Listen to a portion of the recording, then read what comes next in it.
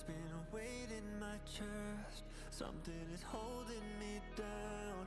Whispering lies in my head. Dragged by the current of doubt. Facing my demons again.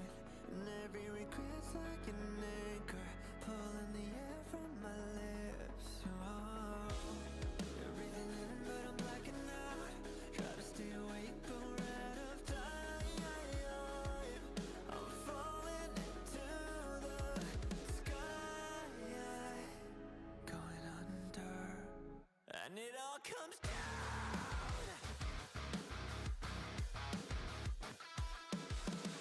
Even when the waves crash down, I won't let go. Even when the waves crash down, I'm holding on. When I'm bleeding out, I won't let go. I try to escape, but I can't reach the sky.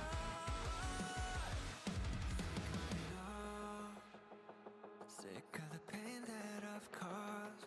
I'm growing tired of shame. And all the love that's been lost. Every collapse of a hope keeps playing back in my head.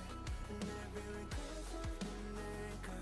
Feels like I'm drowning again. I'm breathing in but I'm blacking out. Try to stay awake but we're out of time. I'm falling into the sky. You gotta stand back up. Gotta stand your ground. Till it all comes down.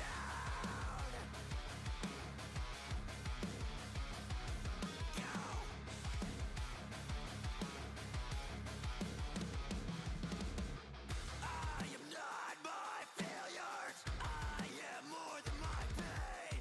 I am every time I flop back, but refuse to break.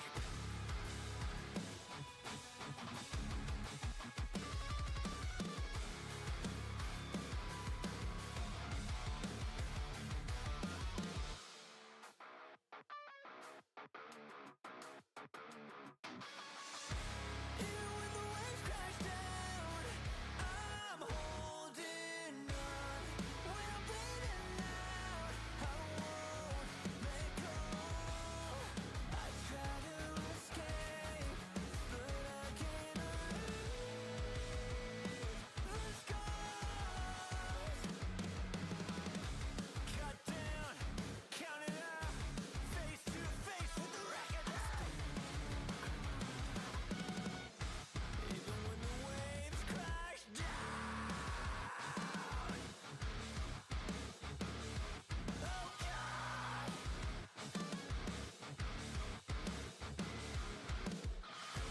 Cut down, count it out, face to face with the reckoning.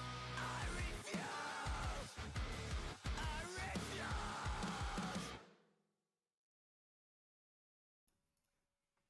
Hello, everyone. Welcome back to the Hivemind Recap Podcast. July 2026 is done, and we are officially in the back half of the year. We've got 3 albums, 2 EPs, and a handful of singles to talk about this month. Yeah, Justin, Derek, Jacob, whole gang's here. How are we feeling on this Monday night? It's a Monday. It's a holiday. It's today. definitely a Monday. Dude, what holiday is it up there? Civic holiday. What does Huh? that mean? I don't remember. Alright, well now I gotta look this up. Civic... Is it like, do you know if it's like for a specific historical event, or you guys just get some civic holidays? I forget. I honestly don't know. It's like the holiday I Alright, know the let's least see. about. That feels like our Labor Day. No, we have Labor Oh Day. yeah. Oh, you Oh, also have okay, Labor great. Day? Okay. Awesome. No, so we're missing out on a holiday. Do you An guys have annual Memorial Day? midsummer- Victoria Day. Same weekend. Okay. An annual midsummer observance held on the first Monday in August.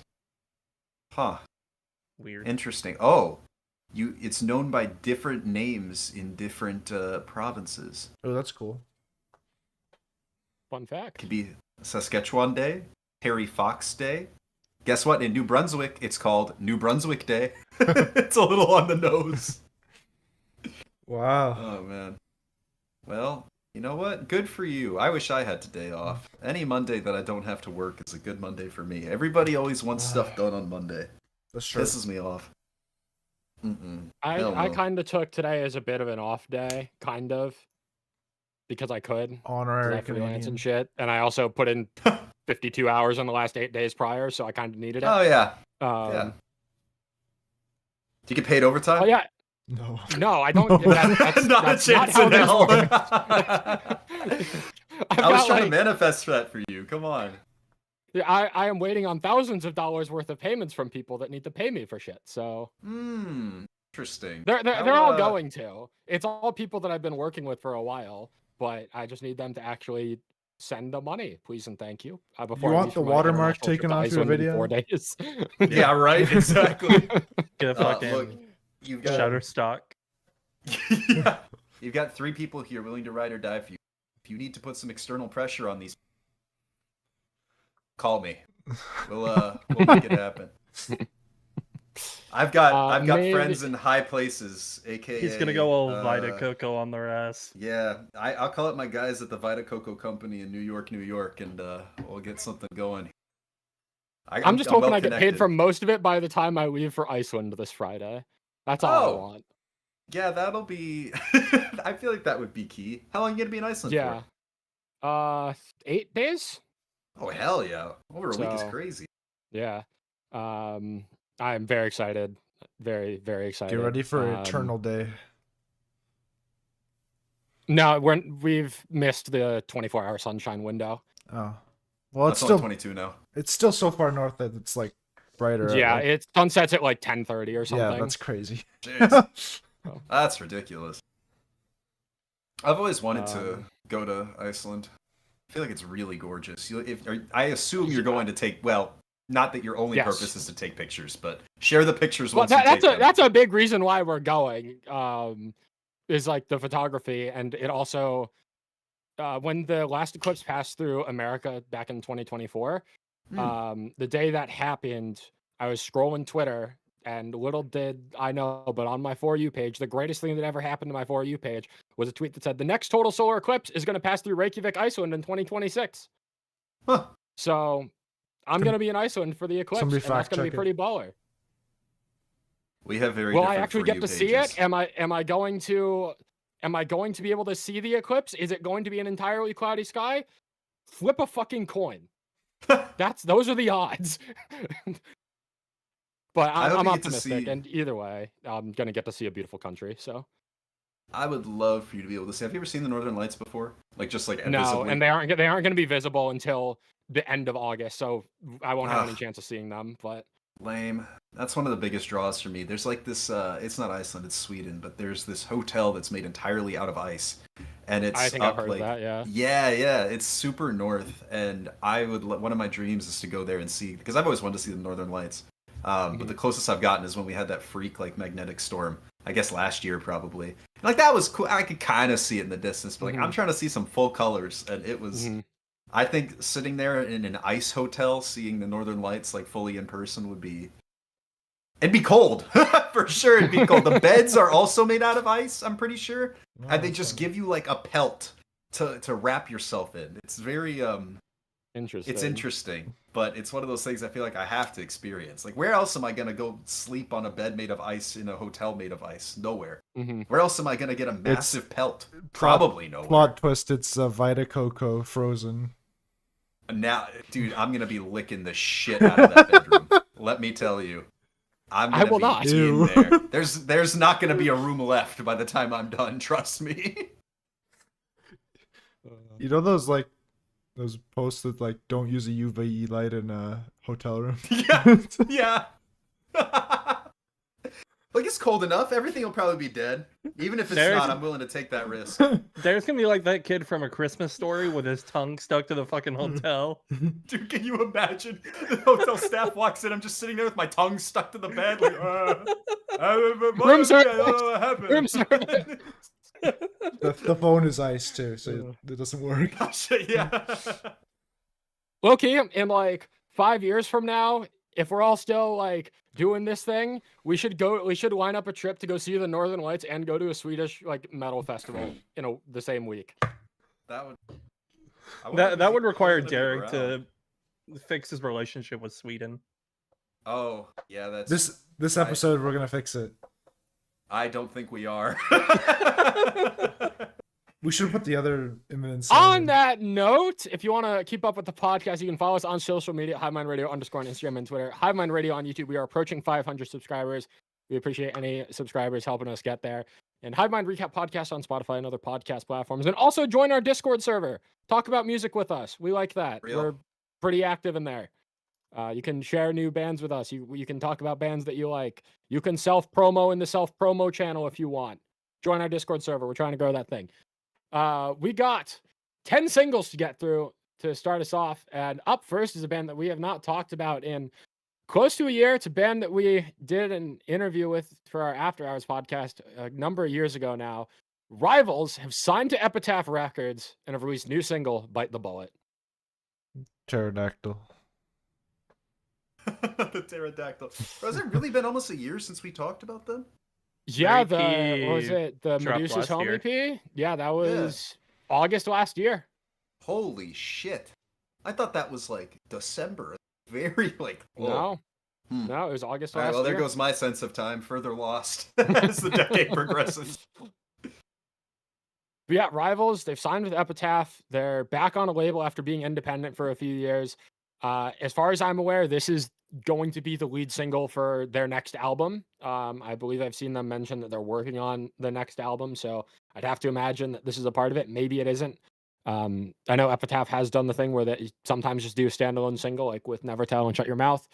But if this is on the next album, I'm optimistic. This is a great song.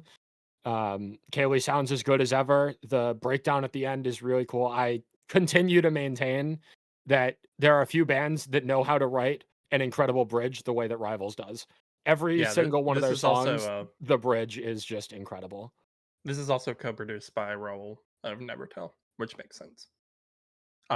This is their best song since Fake Rich. Ooh, Interesting. Yeah. I can't agree with that, but it's up there. I couldn't get into Maneater or Medusa's Home, but Fake Rich was always my favorite. I will say, Big I Rich feel fans. like as they continue to get bigger, and they're almost at 500,000 monthly listeners now, which is absolutely crazy.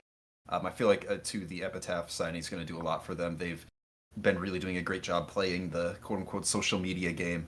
And if there's any band that deserves it, it's them. But as they've gotten bigger, I feel like the production value on their songs has as well. And I love how like kind of full and complete this song sounds. It feels like there are a few bands that I feel like have such marked continuous improvement as Rivals have, but it feels like they're constantly on an upward trajectory to me, which is incredibly impressive, and it shows. I also, one of my favorite things that they've done within that last EP and with this song is contrasting instances or like sections of softer vocals or whispers as they've gotten heavier and heavier with the guitars. It's a trend we've seen in the last couple of years, I'd say, but Rivals pulls it off so well. I'm thoroughly impressed with this song. I hope that this is a lead single and not a one-off, because like you said, Epitaph loves a good little one-off single every once in a while before an album. This song is way too good. I don't care what you have to do. If it's not on an album, get it in there. Because I'm Kaylee sure and it's the whole band are just so impressive. I'm sure it's gonna be because Sacrifice from Never Tell was on an album. Obviously, True. Yeah, Shut but Your then Mouth. Shut Your Mouth. Shut Your Mouth. Shut Your Mouth wasn't. So. Yeah, but that wasn't the lead single. Well, I am fairly confident this is going to be on the album, because if you look at the production value on the music video, I don't know if you guys have seen the music video, but they're going with a very medieval theme with this. And that makes me think that they're going to tie like a bunch of medieval themes into the entire rollout for this next album cycle. I don't feel like they would go that hard on the music video if it weren't for a conceptual album theming meta for something or other. for ye old album. Fine. I am really torn. I would love to try and make it out to the Never Tell headliner with Rivals as support. They're playing in Worcester in a month or two, and I would love to make it out there, but I don't know if I can. Two of my favorite bands, and I might not be able to see them in one night. Tragic. You know, Justin, I'm gonna trust you. Are they coming anywhere near me or no?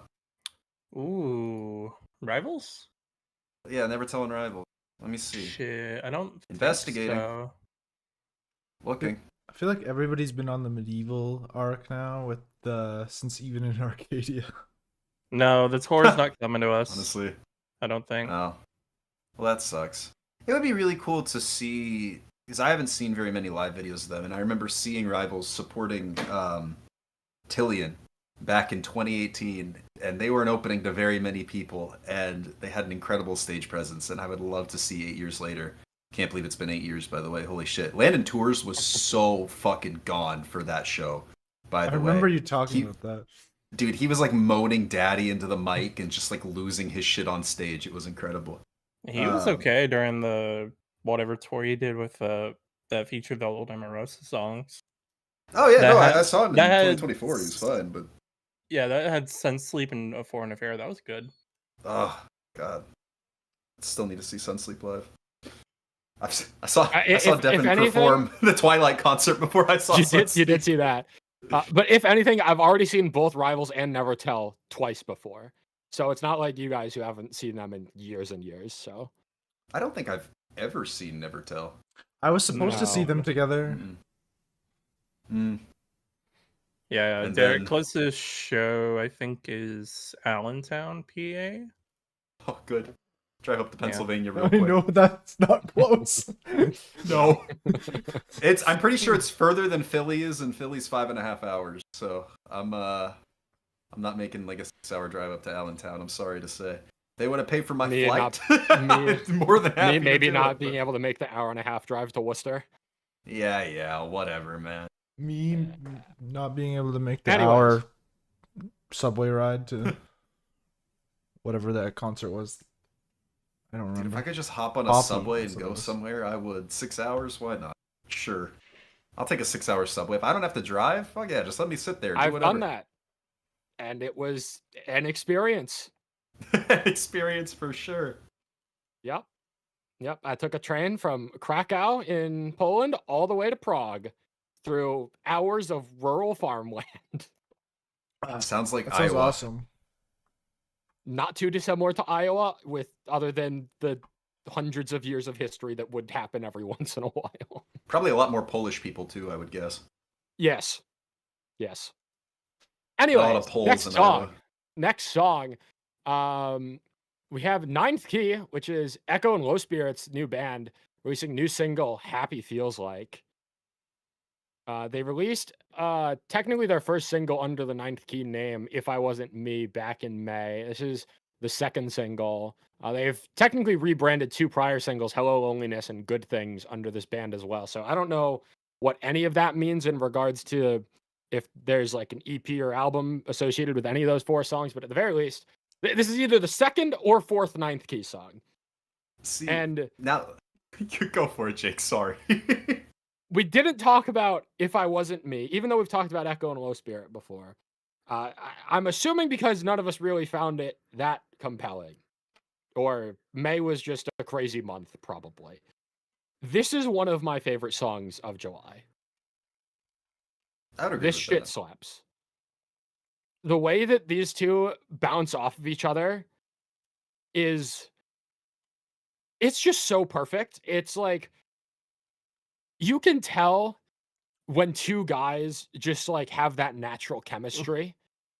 And I feel like you can really feel that in this song.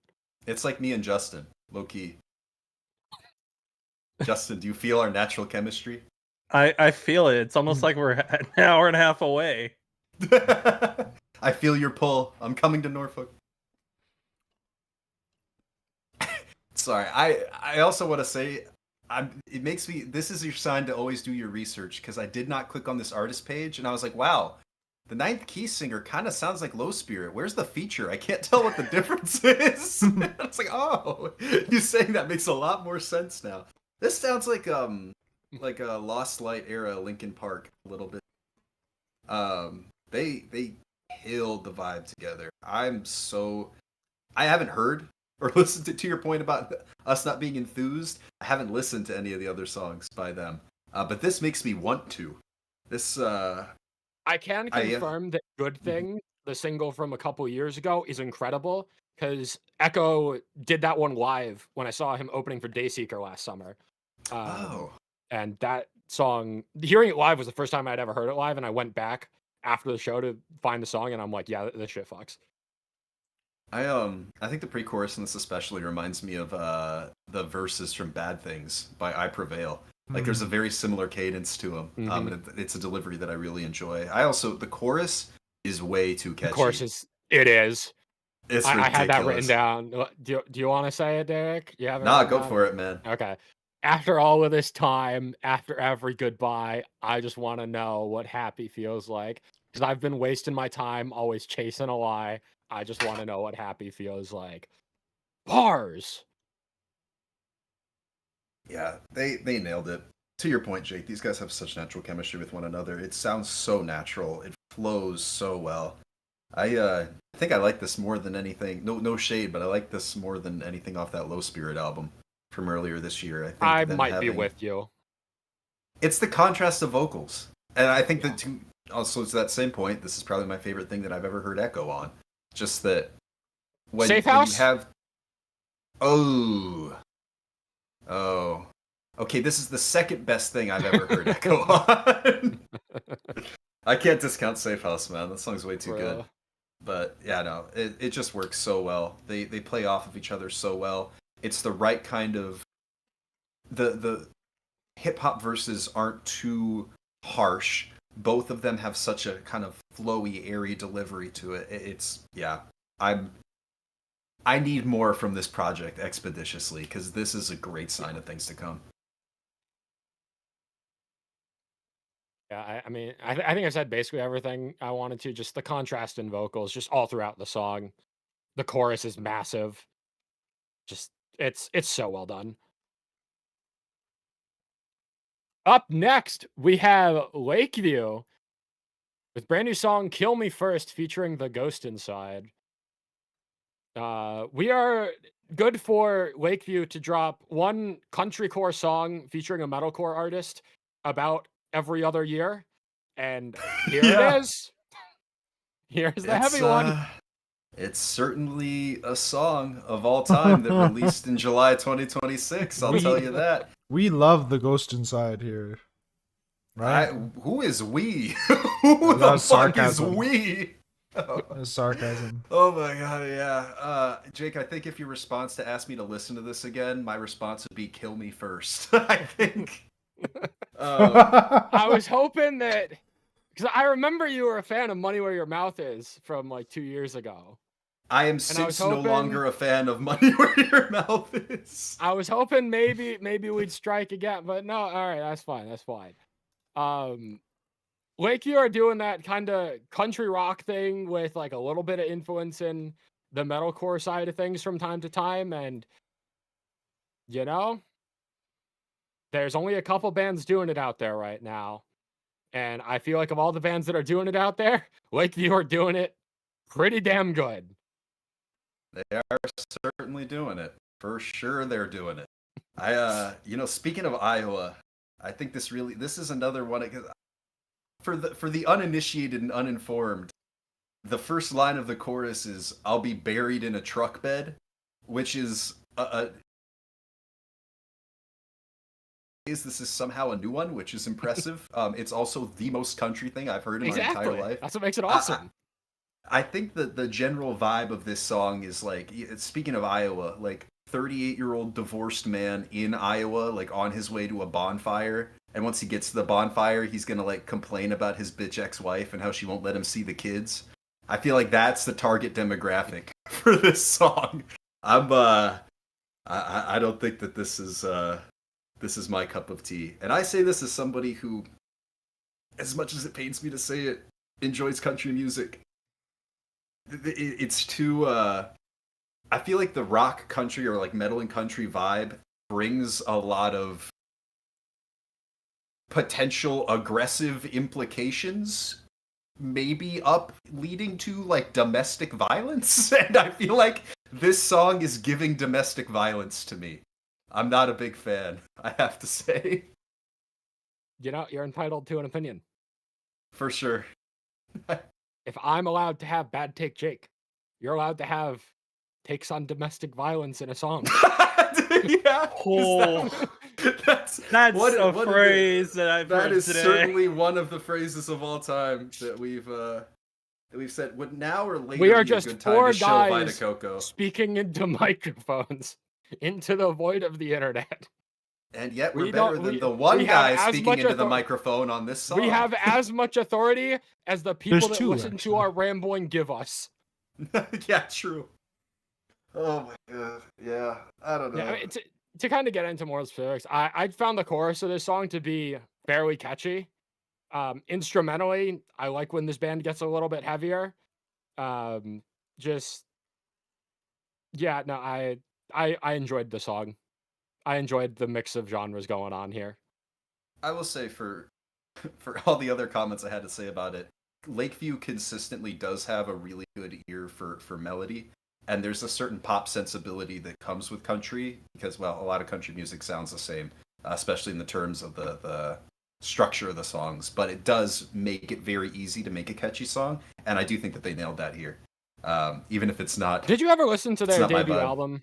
I did. It was fine. It really, to me, felt like a lot of the same over and over, except for those moments, like the heavier moments with the Gideon feature type of deal. Mm-hmm. Which was great. I did enjoy it up until I actually, like, my brain engaged for like half a second, and I listened to the lyrics, and I'm like, yeah, I can't do it. I really can't. It's the same sort of way I feel about the Wage War EP, or at the very least, Song of the Swamp. But at the very least, that's giving a little bit of a different vibe that I got from this song. Lakeview so. for me are never going to be like one of my favorite bands, but I'm always good for like one of their songs to really resonate with me. Is like I can listen to this on repeat for a bit every once in a while. I was not the biggest fan of that debut album, but there were definitely a handful of songs in there that I'm like, yeah, I really enjoy these. And there aren't very many bands doing this sort of sound, to be fair. Jacob, next.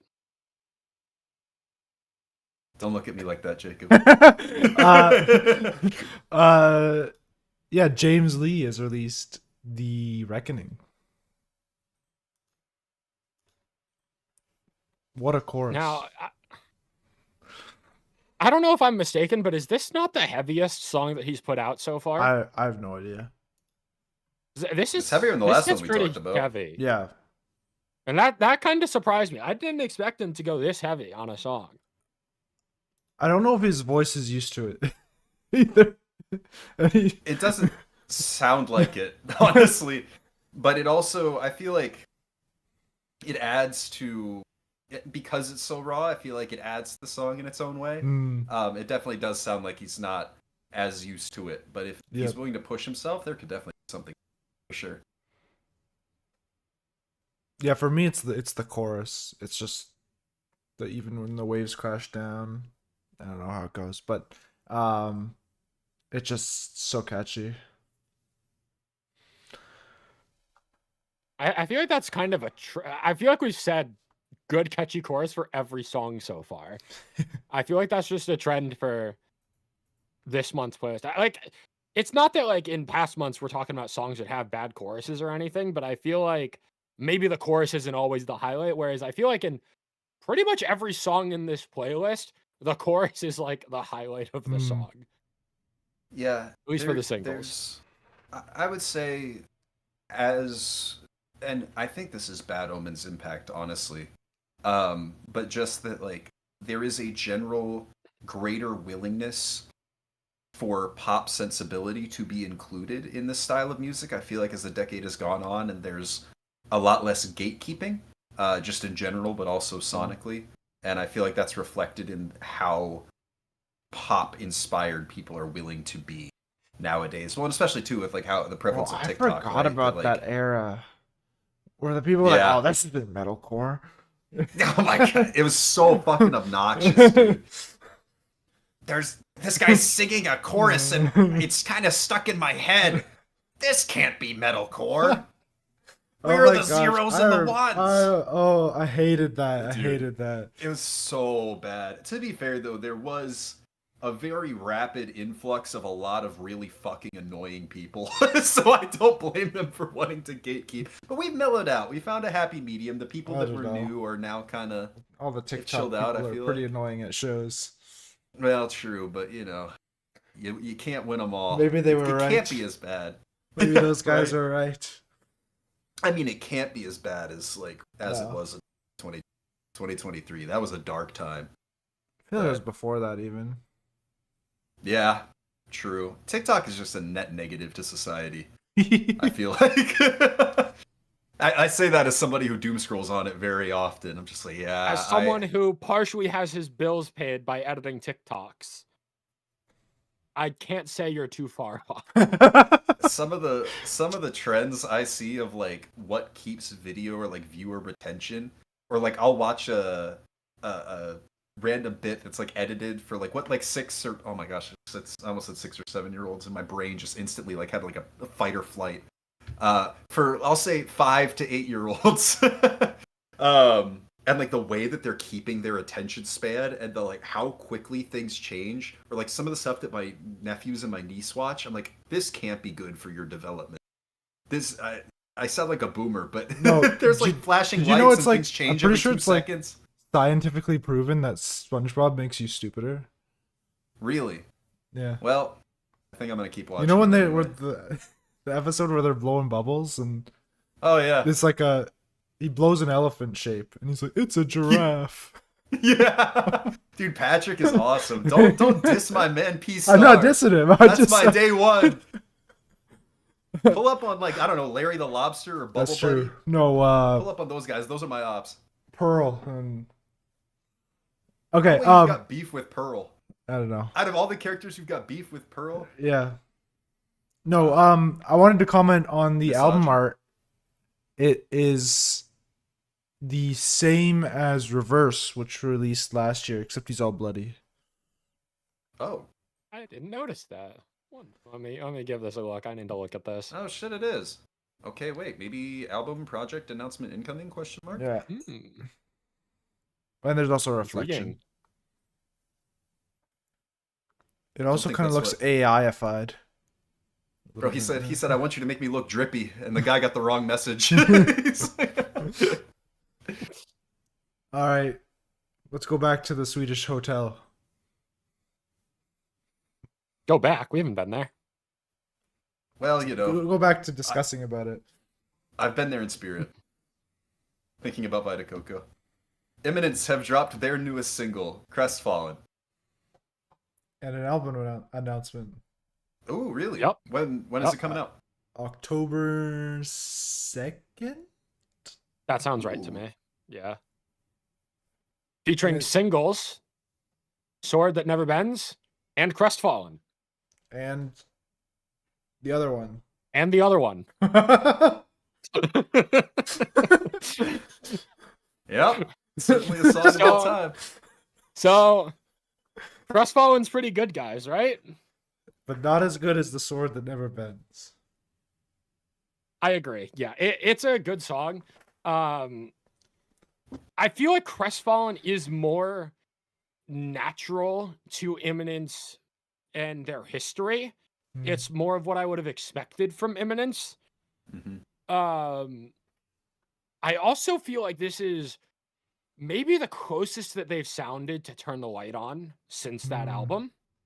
Well, Agreed. I think Um, we talked about this a little bit in the last one, but the success of God-Fearing Man seems like they're taking it to heart, except for that other song that we won't talk about. But we're kind of going back a little, and I'm pretty excited for this album now that we are dropping the heaviness a little bit. At least I hope. It seems to be anyway. Yeah, and I feel like it flows a lot better than most of their previous songs from the last couple of years. I think it was your point, Jake. It definitely feels a little bit more natural. I'm still feeling like whatever they're doing just isn't working for me. I'm low key giving up. I hate to say it, but I think that this band might not just be for me. which is kind of upsetting because I really did love Turn the Light On. But yeah, it feels like I'm like, oh, I wish they'd do this, and then they do it, and I'm like, wow, this still feels like it's a little flat. And I'm like, well, I guess it just might not be my time. Yeah, that's exactly how I feel. They have a identity locked down, but it feels like now they're playing it too safe, and I feel like it would be great if I liked this band a little bit more And from that a bass for line, later. but okay, saving it. Well, let's put a pin in it. Let's put a pin in it and circle back, Yeah. Jake. I agree. Just like we circled back to the Swedish Ice Hotel. Exactly, a great place Yeah. to circle back to. Many Yeah. are saying this. There's a reference. I can't remember what song it is, but the couldn't see the forest from the trees is a reference to another song they've done. I can't remember which song it is off right now, but it might be Heaven in Hiding. I guess that would be something if I'm gonna be interested in an Imminence album. I would love some sort of storyline or callback to be able to attach to. So that could be something. If they are doing callbacks like that, and there's a larger story that I could get invested in for an album, for sure. I think I'd be much more willing to give their current sound another chance. Oh, okay. That was off the 2021 album, right? Yep. That was off of Okay. Heaven and Hiding. One of Eminence's best songs, by the way, and one of my favorite songs of theirs, and I could not recognize that lyric from it. So I think that says a lot about one of my favorite Eminence songs. I'm just here for violins, man. Well, they certainly do that. So, Might be Justin, everything. you've got a stretch of singles here. Ooh, he It's kind does. of funny how this playlist has worked out, where it's just a bunch of stretches of singles from each of us. Yeah, that's how timing works. From each of us. We got Cold Rain back after a little bit, dropping their new single Ex Humanity off of an upcoming album, dropping September 25th. Is this the title track, perchance? No, it's a combination of an EP that dropped last year and a couple other songs. There's a feature by The Used Really? and Crossfaith. Yes. Oh, On the same song? Crossfaith feature? No, on two separate songs on the Oh, album. okay. I was like, damn. I'm just saying, the Crossfaith feature has potential for feature of the year for me. They're This song is not a band actually anymore, already are pretty they? good. I think they're just on a hiatus. Okay. It's featuring the vocalist of Crossfaith. So who knows? I don't remember his name. But this Yeah, song is really good. Or something. Yeah, I knew Justin and I, we were going to be on the same page for this one from the moment that we first talked about it the night it came out. This is Cold Rain's best song in years. There's a reason we have not talked about this band in years. And there's a reason we are talking about this song. This is the catchiest chorus they've had in forever. Some of the best vocal delivery, some of the best instrumentation, most memorable riff that this band has come up with in years. Just like everything. This band has kind of pissed me off for the past few years because I listen to their songs and I'm like, dude, this band is so fucking good. Adds it to playlist, listens to it, never again. And just like, why? Like, why? Actually, why though? Like, Actually, why though? you make good music that I have, for one reason or another, just zero attachment to. And no matter how many times I listen to it, it's not memorable anymore. This is the first song of theirs, maybe since 2019, honestly, that I feel like this is going to have some staying power with me. I think for me, it's the frequency they've dropped songs because it's not irregular, but it's at a rate where they fall off and then put out a song just to put interest back and then kind of fall off again. At least to me. And there's nothing on the them. singles. You weren't listening to the singles leading into the EP last year, but I was keeping up with all the singles and. Yeah, I mean, I think I've heard them like once or twice. Like I think I can remember Free Fall and Chasing Shadows. I don't. No. I don't I'm remember. so I don't out even of remember loop. if we put any of them in the playlist. No, I don't think so. if any, Chasing Shadows. But it was it's a good EP, but nothing really stand out as far as I'm concerned. And I Yeah, feel like that's Cold- kind of just been Cold Rain's shtick for the past few years. I was gonna say they're always Of, good, but like- very fairly great, or very rarely, I should say. And this, to be fair, honestly, this one falls in that same bucket for me. I'm not feeling it the same way you guys are, but it's undeniably good. They're talented at what they do. I just wish that what they do would be consistently above like a 7 out of 10. So there's something that I could latch onto and go back to your point. But I don't know. I'll always give a Cold Rain song a try. Why not? It could be the next Insomnia could be lurking out there. I'll next always give Bend. them a chance. Yeah, I'd say so. Although, I don't think Cold Rain's ever done anything as good as Bend, if I'm being honest. Yeah, no, I think you're right. Yeah. I wish Volumes would do more Bend. They need to be more flexible. Yeah, exactly. They tried. They tried. They tried. They put out an tried. album that's like a lot of that sound, and no one talked about it. I don't think I listened to it. And Michael Barr took my favorite song of his off of his solo Spotify too. So now I've got double beef. Oh, I had to download that shit off of YouTube and put it into my local files. Yeah. Pissed me off. I DM'd him about it on Instagram. I was like, this can't be happening. Put it back on there. He hasn't responded. I've yet to make contact with Big M Bar. Big M Unfortunately, Bar. it's well, dude, I got like 430 plays on the song. What do you mean you're taking it off Spotify? So now, it's all right. I forgive and forget. Well, I'll forgive. I don't know if you. I won't forget, but I'll forgive for sure. Justin, keep us going.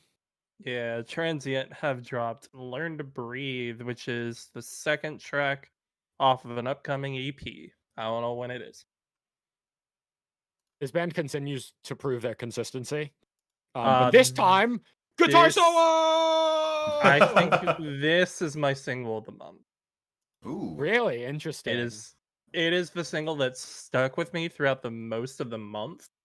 Mind you, I didn't listen to too much music that released this month, but Transient, like you said, Jig, are incredibly consistent. I fell in love with their EP about 2 years ago, Reveries and Rituals. And this is phenomenal. There's something about the vocals, Trey's vocals are just phenomenal. Even like watching the music video, it's got that sense of like nostalgia where there isn't like a high production value and you really don't need that. But the vocals are crisp, the sound is electric. It works. It's that modern rock metalcore mixed together in a way that not many bands are like doing much anymore. Like Enemy Yeah, I is probably definitely- the bigger one that I can Yeah. think of. I was gonna say. It's like they're really leaning into the hard rock side of the genre with just taste of metalcore, whereas I feel like a lot of other bands that are kind of trying to do this thing are either just doing like post-hardcore or they're trying to do metalcore with influences of hard rock, which just doesn't work the same. To me, as I said, guitar solo. Yes. Always a fan of a good solo. So you bring up Enemy. I feel like I'm willing to loop this band in with Enemy as bands that sound like they should probably be playing stadiums. And they've got Yes. great stadium rock, and then I go to their artist page, and they're way smaller than they sound like they are. It's They're kind of way ridiculous at this smaller, point.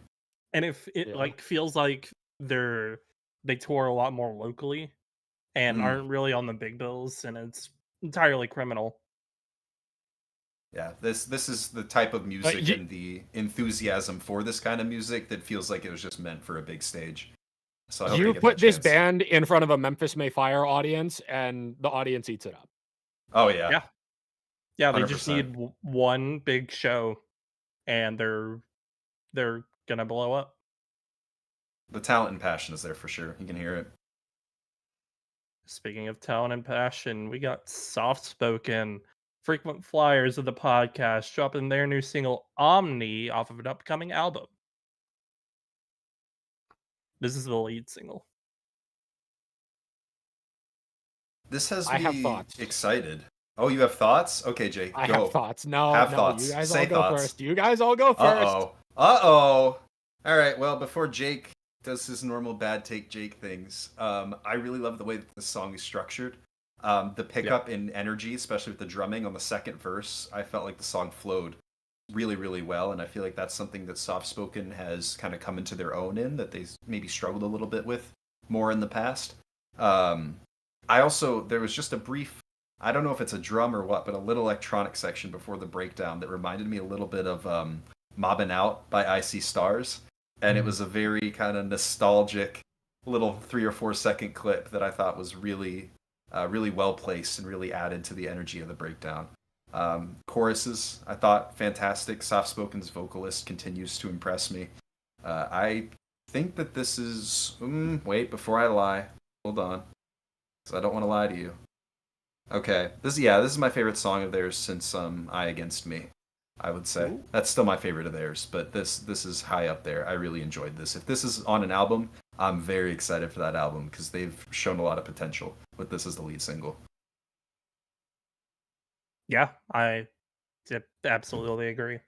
I love the last chorus where the vocals increase in tempo, and it's got additional layering to it.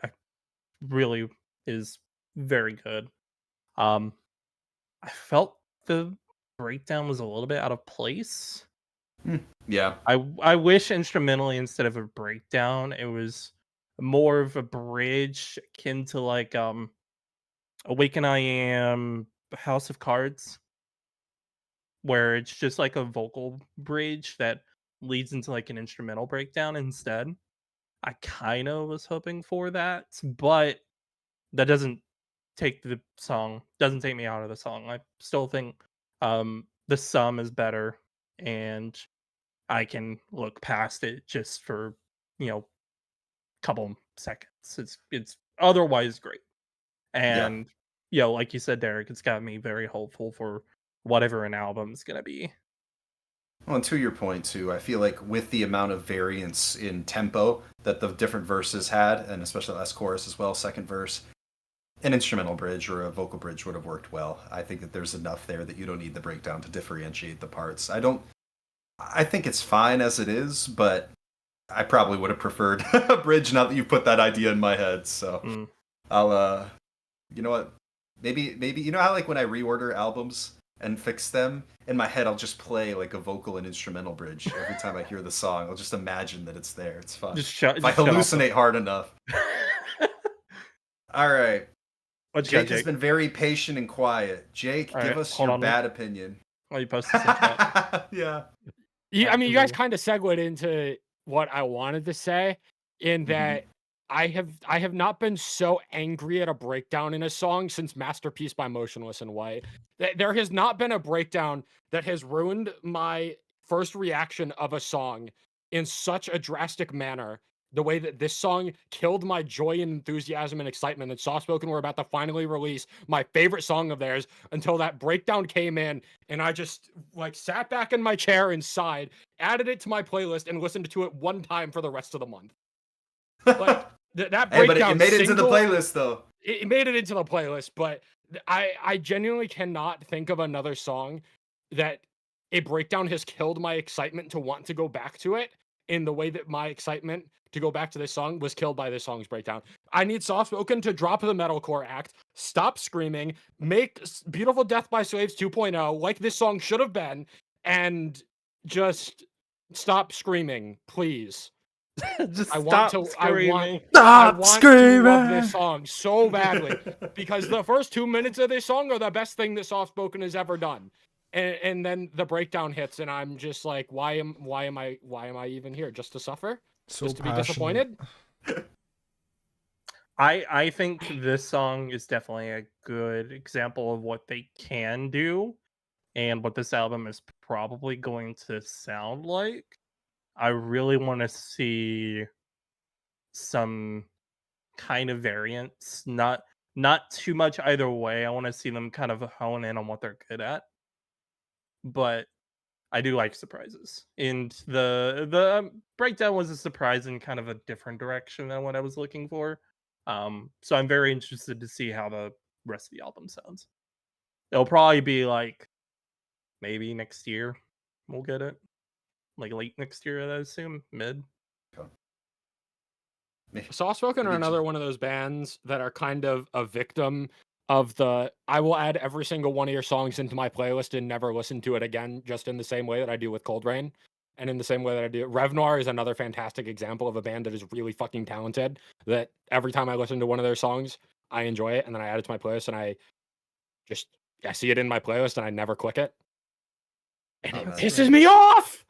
You got to start paring down, Jake. I've been on some spring cleaning in the summer to pare down my playlist. There is no spring cleaning a playlist with 9,400 songs. Yes, you gotta start somewhere. Mine was at like 2,000. I'm down to like 1,600 now. I'm at this. cutting There are shit so left and many. right. There are. You know what? Maybe. I probably have to like duplicate the playlist from scratch and then just like start removing shit. The key is to just put it on shuffle, and if you're happy with what you hear, just keep it. You get to it's a win-win because you either get to listen to songs that you forgot about that you enjoy, or songs you already remember and enjoy, or you get to some shit you're like, wow, I don't like this song anymore. Gone. Absolutely. And there's some songs that I'm like, maybe I'll enjoy this in a different mood. You have to be ruthless. It doesn't matter. The playlist, it doesn't matter what the mood is. If I'm not vibing with it, get it out of here. I need to be able to hit shuffle and chill at any given point. But like, I'm vibing to the Soft Spoken song in my ears right now. Yeah. So this song needs to stay in the playlist, but... Exactly. And then just listen to it more, because then you're like, oh wow, yeah, I'm vibing to this. Maybe I should seek it out in my playlist. I'm telling you, it's elite, Jake. Your life will be transformed.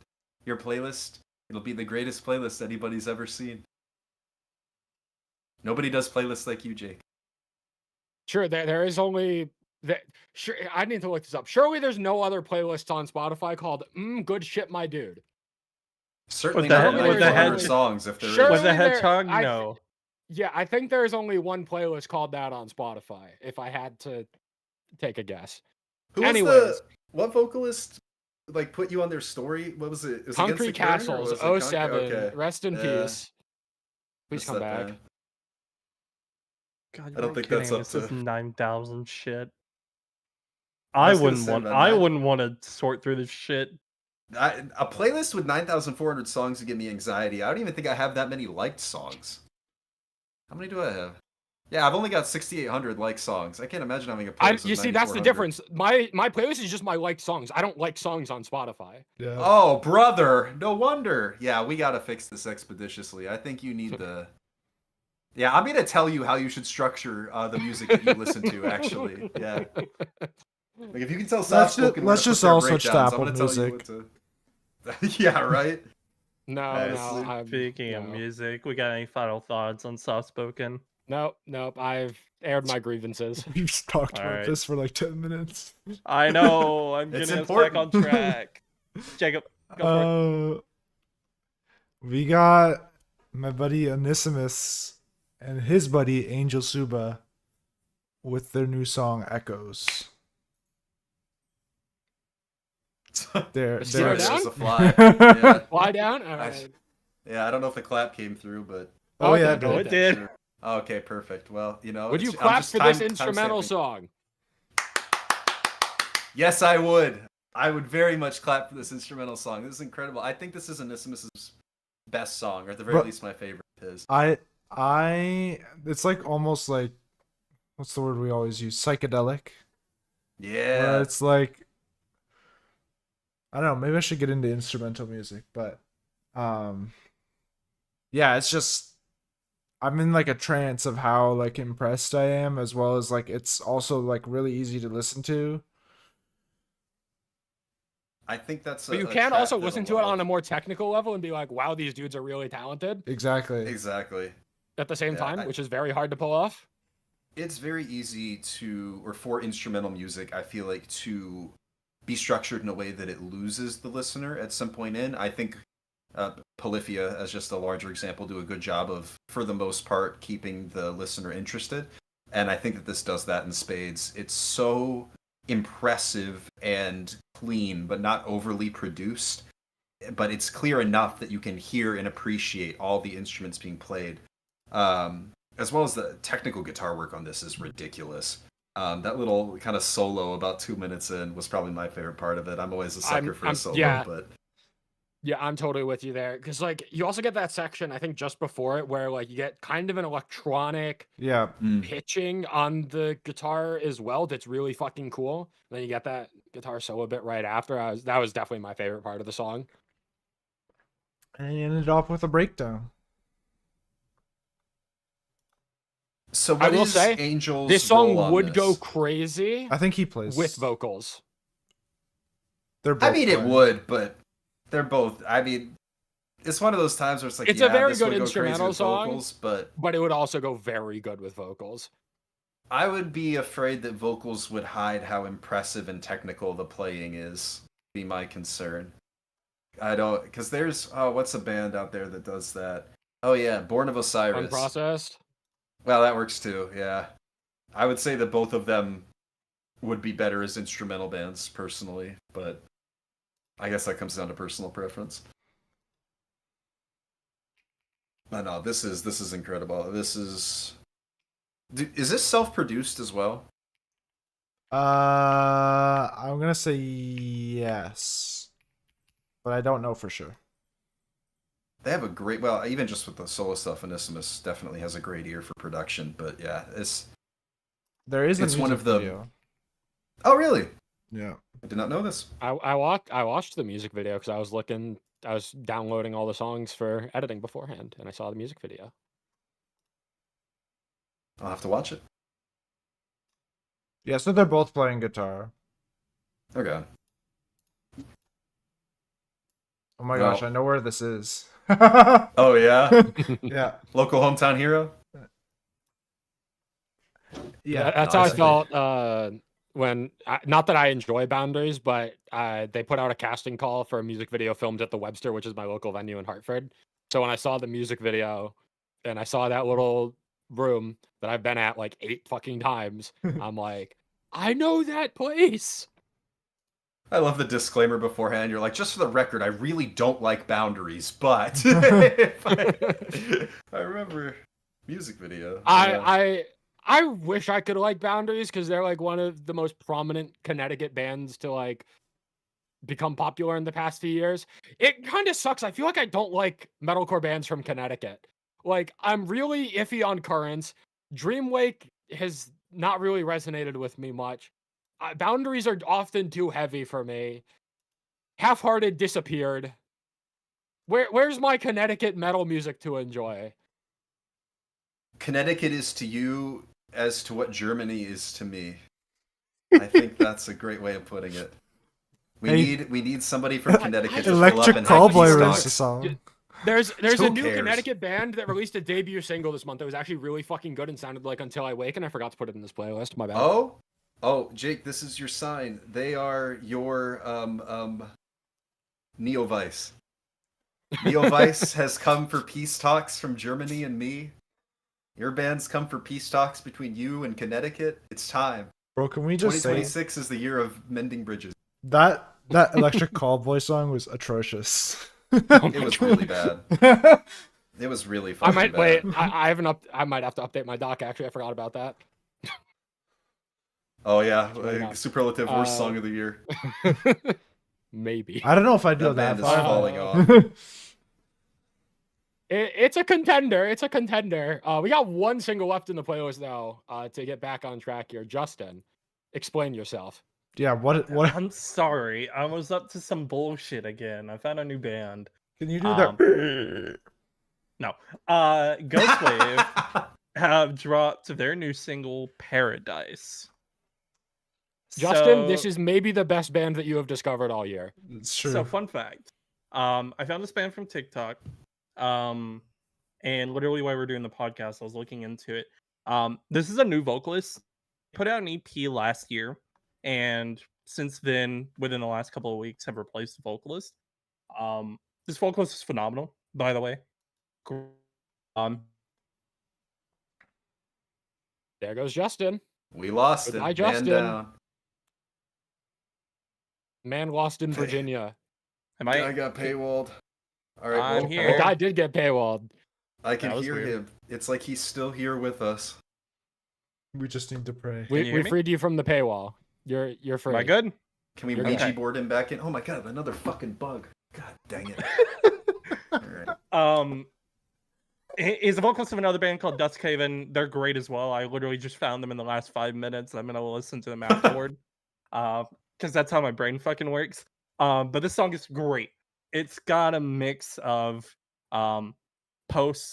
progressive metal with almost gent in the instrumentation. Fucking amazing. It's great. If I didn't find this literally Saturday and had more time with it, this would probably try and compete with Transient. It would lose, but it is what it is. No, Um, this wins over Transient in my mind. Yeah, this is great.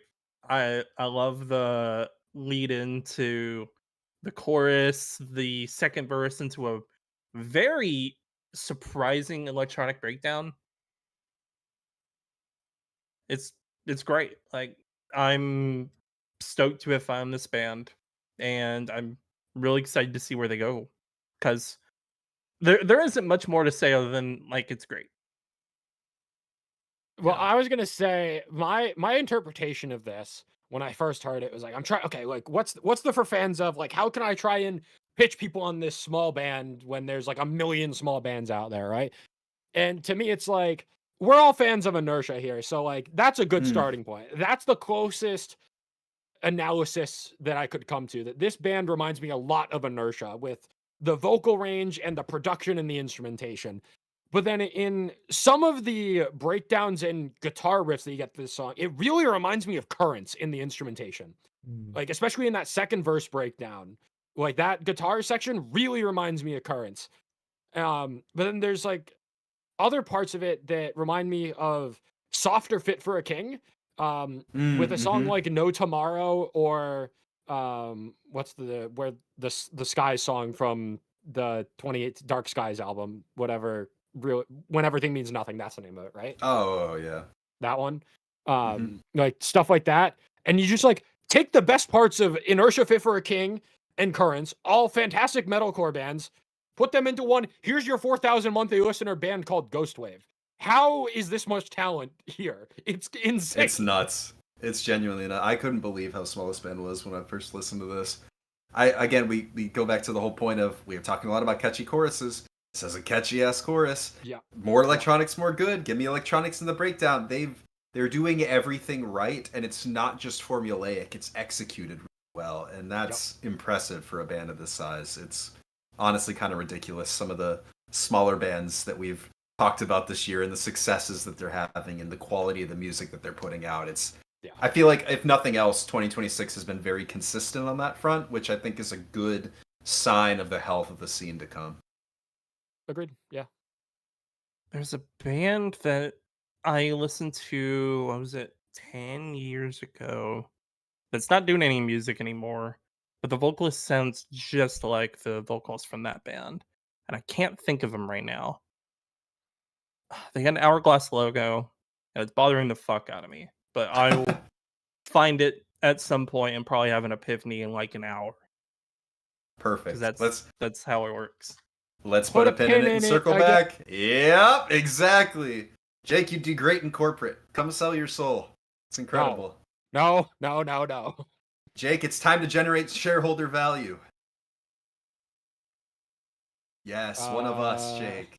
No. Corporate lunches, golfing events. Yes. What do the Hell. corporate lunches entail? Are chicken nuggets on the menu, perhaps? I regret to inform you that no, they are not. They were, for the 4th of July meal, was fish sticks and chicken nuggets, and it was Wait, that's highly awesome. disappointing. Fuck. It was, yeah, sorry. Well, no, it's not that the nuggets were disappointing. It's just normally there's like actual food in a cafe, and then it felt like for the 4th How of dare July, you we couldn't even disrespect get my any hot chicken dogs. nuggets like Okay, that? I'm sorry, Actual- Jake. I love a good nugget. I'm a saucy guy, okay? I love sauce with all my food. When I was Saucy younger, guy. Applebee's, look, man, chicken fingers, fries, 4 sauces on the side. I'm with you. I'm not trying to diss the chicken nuggets. Applebee's. Yeah, back before that, yo, that was my. Does Canada have told you guys, Applebee's? Yeah. They're very rare though. They're getting more and more rare down here too. I will say it's because they fucked up. Can I have the soapbox for 1 minute before we move to EPs? Yeah. My dream job. Okay, so when I was a kid, I loved Apple. And my dream job growing up, when I decided at like the ripe age of 6 that I couldn't be a meteorologist, my dream job was to become a manager at an Apple. And this was further exacerbated by the fact that they changed the breading on their fucking chicken tenders. It used to be so good and thin and flavorful, and then they made it crunchy and crispy like the ones that hurt the roof of your mouth. And so I thought, and they changed their barbecue sauce recipe too, and I thought that was my quest until I was like 12. I'm like, I have to become the manager of an Apple. Because I didn't understand how global supply chains worked or like what Cisco was. So I'm just like, yeah, fuck it. Whatever the asshole at my local Applebee's is doing to fuck up this chicken that was a big part of my childhood, bring back the old barbecue sauce recipe, bring back the old breading. I thought I was going to do it. That was going to be my job. And then I sat in a corner office at an office once and I was like, fuck, I need a corner office. I can't have that if I'm managing an Applebee's. I'm going to become an accountant. Notably, I am not an accountant. But all that took was senior year of high school, 5th period, class I had every day, accounting. I got 3 months in. I'm like, wow, this fucking sucks. I never want to do this again in the rest of my life. I didn't take an accounting class, but I did take a personal finance class. And I do have to mention that while we're on this side topic, that one of our things was at the start of this semester, we did like a mock investment and we would track how well our investments would pan out by the end of the semester. And I wanted to invest in NVIDIA back in 2018 for this mock investment. Oh no. And my group mate wanted to invest in some fuck-ass solar company that didn't exist by the end of the semester, and our group placed in dead last by the end of the semester. They should have listened to you, Jake. You were on to something. I was on to something. Wow. By the way, if you're looking to invest, waste management stock is oddly successful. It's like they're very consistent. I didn't even know they had a stock, and then I was looking at it. I'm like, oh, interesting. I think this might be this is not financial advice for everybody else, but I just do banks. Yeah, honestly, probably pretty safe. Well, we side tangent. We gave safe. Justin enough time to find the band he was thinking about. I found it. Get It's been called Forget Tomorrow. It's so good.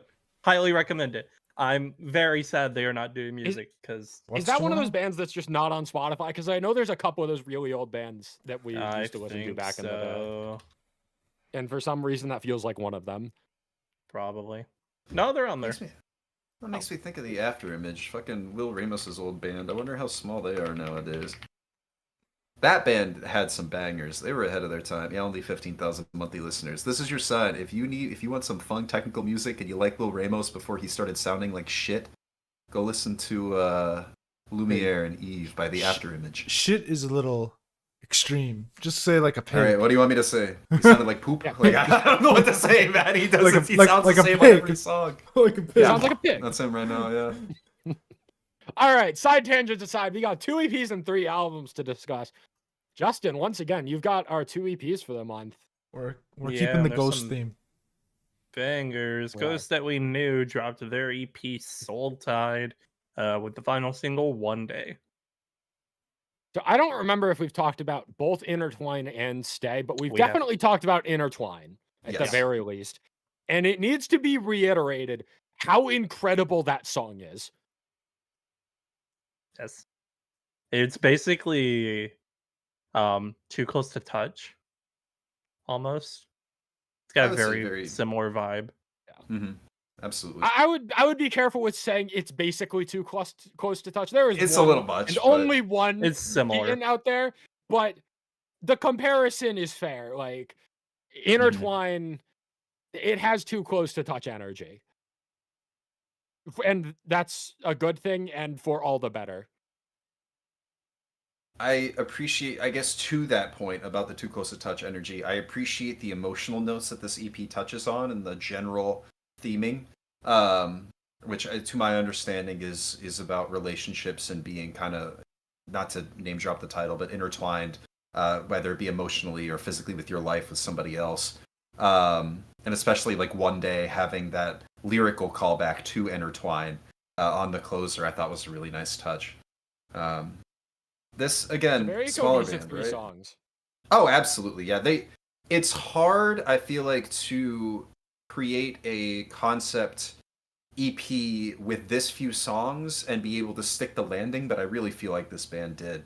Um, all the vibes, it's not like the songs transition into one another flawlessly, but the vibes across all three tracks are very consistent. There's obviously a lyrical message that they're trying to deliver, and I think that for it only being three songs to convey that message, they did an incredible job of executing it and delivering on that. Again, another small band that continues to impress with the releases that they're putting out. And I have to say on Intertwine, we've said it a million times, catchy ass chorus. I mean, it's just infectious. Yeah, I have that chorus written down because it just needs to be reiterated. As we merge, intertwine, the match that we lit should still burn for a while. As we fade into gray, the dark feels okay as long as you're with me. Now, my speaking of that chorus cannot do it justice, how incredible the delivery on that is. But that delivery on top of the like electronic backing instrumental and very orchestral kind of sound to that song, it is magical. I really like how each of these songs, even though this is a concept EP, pretty much, they all can act on their own individually. Mm. Like you don't need to have one. You don't need to have them all to have one exist. Um, Stay is great. I think it's hard for me to choose between Stay and Intertwine. Intertwine I've listened to the most, but Stay I think has a lot of potential. Um, and One Day I really like the buildup of it. It's got a very incremental build with the instrumentation and how the vocals just get increasingly like more emotional. I really think One Day is a really good tie to end off the CP. Um, Stay is great. It's got a really good instrumental breakdown. I love the second verse in Stay where the instruments pick up. The lyrics, "Can we forget what went wrong?" kind of come in. It's all just great. I really liked the CP. Um, I wish they all came more close together. We got Stay earlier this year, but Intertwine I think we got middle of last year. Yeah, it was definitely And I last had year. more time with Intertwine, and I didn't get much time with all of them together. Oh no, they were both last year. Okay. Again, time. It's flowing a Yeah. little too weirdly. I'm not All rocking that with it, man. all that to be said, Ghost and We Knew, fucking phenomenal. I really enjoyed this. I'm glad I found Intertwine when I did because it made me a fan, and I'm really hoping there's more. Agreed. I just need to reiterate that the chorus of One Day is very much one of these songs. Oh Oh yeah. yeah. You put that in a It's just live like, setting, One day, it's da, great. da, da, da. For audio listeners, Jake is holding up his phone like he's got the flash on, but he doesn't actually. Thank you, Jake. I feel like that would have blinded me a little bit. I'll do it for you. No, don't do it! Flashbang. Please! Oh! Alright, just... He's no, teasing us. don't. I look up, he's about to fucking flashbang my ass. Don't do I'm it! about to flash you. I'd be more willing for that, honestly. As long as you keep the camera off. Oh shit! Oh shit. Oh no! This one's Not the dead. double. It's my old phone. Oh, okay. Thank God for that. No offense to you. Let's or move your on phone. to our next EP here, Justin. Oh yeah, we got Two Feral dropping their EP Aftertaste. The lone single for this was Let You Down, which dropped like last month or so. The vocalist of this is the vocalist of Outsider Heart. Is there? who I we've tried talked about- looking into that and I couldn't corroborate that, but I'm just gonna trust you on it.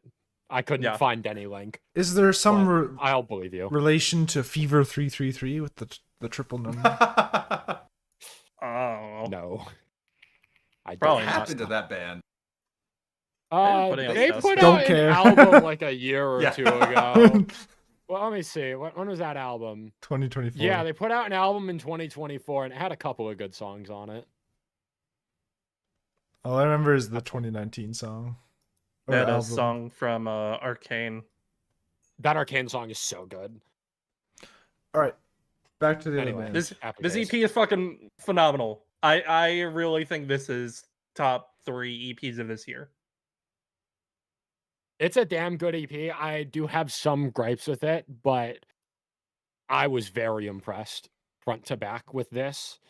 And I think it is a very unique EP in terms of what I've heard in 2026 so far. And it is also very well executed for what it's trying to go for. It's very, to pull, I think probably the most direct comparison that I could. I think Sachi 6 is a layup for yeah. this. Both in terms of the fact they got a number in the band name and the sound itself is very emo, discordant, inspired. In terms of having that. Yeah, go for it. The first song sounds like freaking, what's his name? Sewer Person. It does. It really does. Yeah, there's a very specific. It's not auto tune, I don't think is the right word, but inflection to the way that the vocals are delivered across this EP. And I feel like where this style of music with the emo tinged or emo rap style vocals combined with heavier instrumentation, it really hits its pocket when the two aren't contrasting too heavily with one another. So I think that where this EP shines is especially on, to your point, Justin, the lead single, Let You Down, but also Loudmouth, I think, is an incredible example of that. Loudmouth is the best song on this EP, by far. That is a very fair take. I would say it's number 2 for me, but it's kind of interchangeable. So, you know what? Good take, Jake. I'll allow it.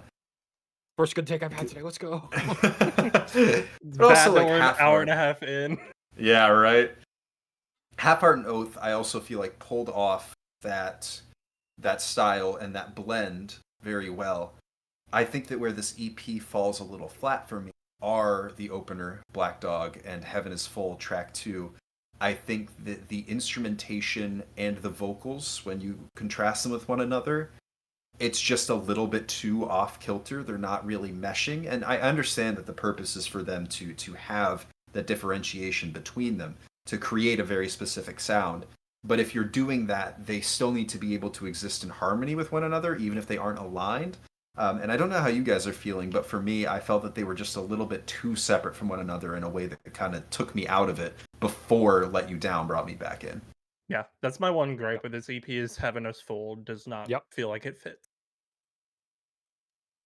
Especially when the rest of the EP, I feel like track 3 through 6, all, I wouldn't say they were cohesive with one another, but the sound was very similar to one another, and it felt like they made sense. And if you had a Heaven is Full, maybe as like a, again with the reordering albums, but like say you throw Heaven is Full into track 5, and then track 3 had a larger Unclean section, and it was like it made sense to put it into the flow of the EP, great. As it stands, the Uncleans or heavy moments really feel like they're front loaded in a way that doesn't necessarily feel like, to me at least, that it fits with the rest of the EP. The way that I would say is that the Heaven is Full doesn't feel earned. Like, you hear Black Dog as the opener, and you like kind of get a vibe, and then Heaven is Full is just like there was nothing in Black Dog to make you think that you could get something like that. And not to say that's necessarily a bad thing inherently, but then you get to the end of the EP and you don't get anything else like it. And it's just really messing with your expectations, and you're trying to enjoy your first listen to this, and you're kind of just like thrown on a roller coaster from frame 1 with no time to even process exactly what you're hearing because it's so all over the place to start, when in reality the whole of its parts isn't actually that all over the place. It was just such a rocky start that it makes it feel like the whole thing is rocky. Exactly. It would be akin to, I think, putting Said and Done as the second track off of that Sachi 6 EP, where you get that heavy moment just to start it off. It's a little out of place. So I agree with you wholeheartedly. And it's a shame because I feel like the overall quality of this EP is very high. I think it's a very well executed proof of concept for this kind of sound. It seems like with Sachi 6 and Noah Thomas, I think is the other one, Justin. Yeah. That's doing this style of music. It fits right in. It's well executed. I think there's plenty of room. Well, obviously there's plenty of room for emo and rock or metal music to coexist, but like that specific style of kind of emo rap vocalist. Not to say that they've necessarily done it before, but that seems to be the transitional genre that we see moving in between these. But yeah, I would love to hear more from this band, especially given that, like you said, Justin, they had their debut single and then it ended up on the EP. This is a very strong EP to start off with for a band, especially because it feels like they've found their identity and the style of music that they want to do. But I would love to see them take the two ends of what they're willing to do here and blend them together a little bit better, to create something that I feel like would otherwise have been a strong, for me, EP of the year contender. Yeah, I really think this EP came out at the best time, especially with the Sache 6. It's such a high. I really think this style of song and music is really hitting its stride, especially with like TikTok and everything. So I'm excited to see where this goes. Let's talk about the songs individually before we move on to the next stuff. Half Heart is probably my favorite off of this EP. I love the chorus because we've been talking about chorus a lot this month, and this is another one of the more catchier choruses for me. Love the second verse where the instrumentals die down and you get kind of the electronic kind of vocal run of "You're scared to lose everything because blood runs down your fingertips." And the chorus, like a pointing gun at your alibi, the delivery is phenomenal. And Oath is a really good closer. I really liked the closing lyrics of "Now there's nothing left worth saving." Love the fade out on that. I really think it capped off the EP pretty well. While we're on the topic of lyrics, I had the chorus of Loudmouth written down because I think that's the highlight of this EP for me. The delivery on "Lay down, sweat it out, the way you're coming at me, swear it's more than a fever. Yeah, you got nothing but a loudmouth." Just that pre-chorus into chorus is so good. But I also want to go back to Black Dog because Derek, you're saying you didn't like Black Dog as the EP opener. It's actually my second favorite song on here behind Loudmouth. Really? I really enjoyed it. It's a very short song. It's only 2 minutes long. It just like hits you frame one out the gate with that like emo vocal delivery and that guitar tone that you get all across this EP. It really worked for me. It just didn't work into Heaven is Full, unfortunately. Yeah, I think if it had a better, like a more complimentary track to follow it, I think that would have made it a bit better. A phenomenal debut EP for sure. Oh yeah, absolutely. I'm pretty sure there's more. There's gonna be more from this. This just from what I saw on their socials, this just happened on a whim, where they were just like doing music and stuff. And they definitely said there's gonna be more. So awesome. excited. I'm excited. From a band releasing their debut EP to a band with decades in the game. Oh boy.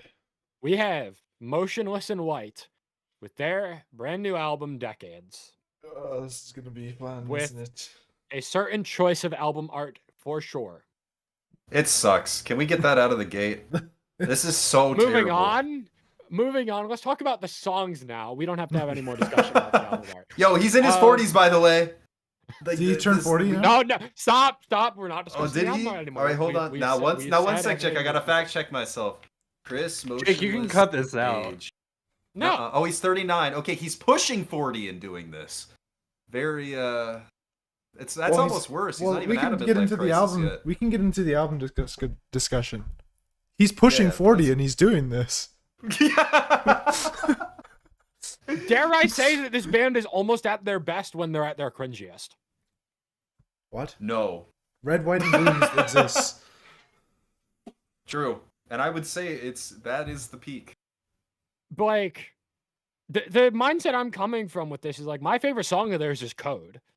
You can't deny that Code is kind of a cheesy song. Fair. This album, track 2, Log In, Crash Out, basically just Code 2.0, and it's one of my favorite songs on the album. And you go back into their discography with other songs that are a little bit cheesy, like Werewolf is a little bit cheesy. No, Werewolf's cool. Werewolf is Werewolf peak. is cool. I'll defend that song. Cyberhex, maybe a little bit cheesy. Headache, kind of a little bit cheesy. Bro, you gotta choose like Broadcasting Beyond the Grave. That's the cheesy one. That one sucks. That sucks. I'm glad that we are have the left that one weirdos. I will agree with in you your on that stereo. front. Oh my god. I'm Don't glad that we remind have me. left that behind. No, but they But- haven't left that behind. That's the whole point of the album. The album is to like show like different like No, but they have styles specifically throughout left their career. broadcasting from beyond the grave. The style is maintained, but they have left that duology behind for the better. Thank you. But generally, Tell I think them, that Jake. like there's been a lot of criticism about like the lyrical content and just like the kind of cringe factor with this album. And yes, but I think they pull it off. No. I think so. I because I would say personally that they didn't pull it off, right? But that's not.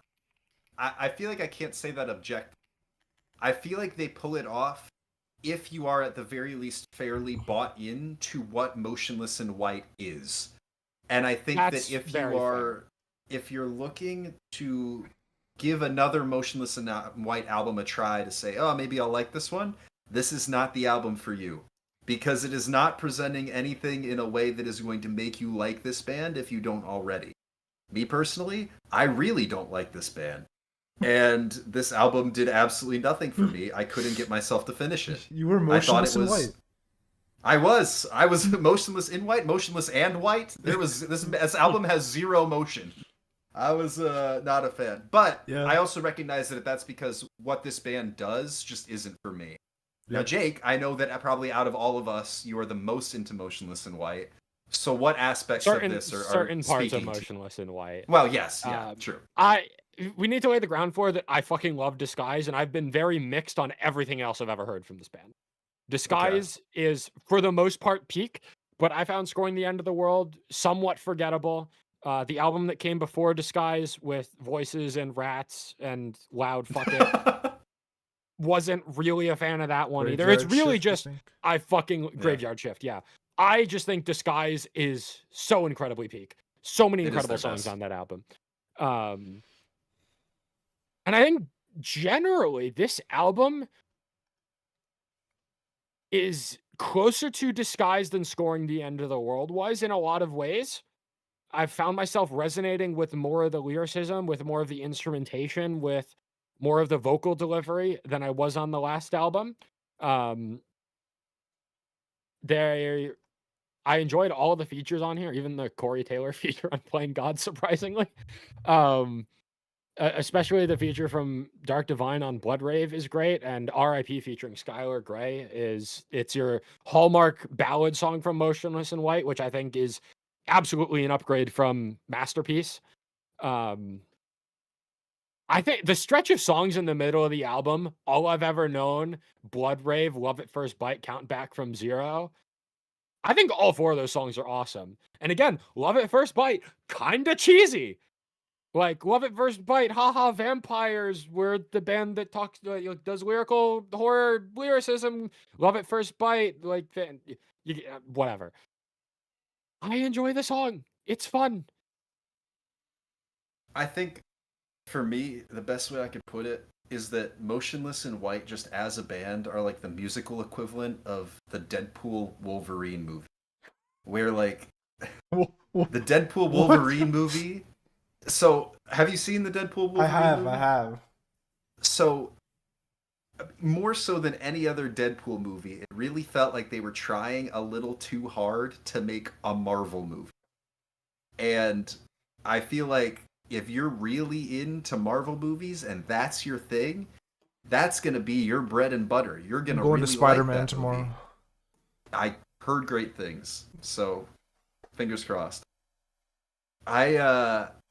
Motionless in White, also, with a lot of their more recent music, it feels like they found their pocket. They found their, I won't say shtick in the same way that I would describe an Ice Nine Kills, but that they found the aesthetic musically that works for them. If you love a Motionless in White album, this is them trying to make a Motionless in White album for the themes throughout the years. Bread and butter, great. Me personally, I walked out of Deadpool Wolverine, so No, you didn't. I did. Oh yeah, I did. That movie was giga ass, terrible. Dude, they were trying way too hard to make it was too meta. They were trying too hard to make a Marvel movie. I dipped. What happened to the glory days of Guardians of the Galaxy and Infinity War? What happened to the game I love? Unbelievable.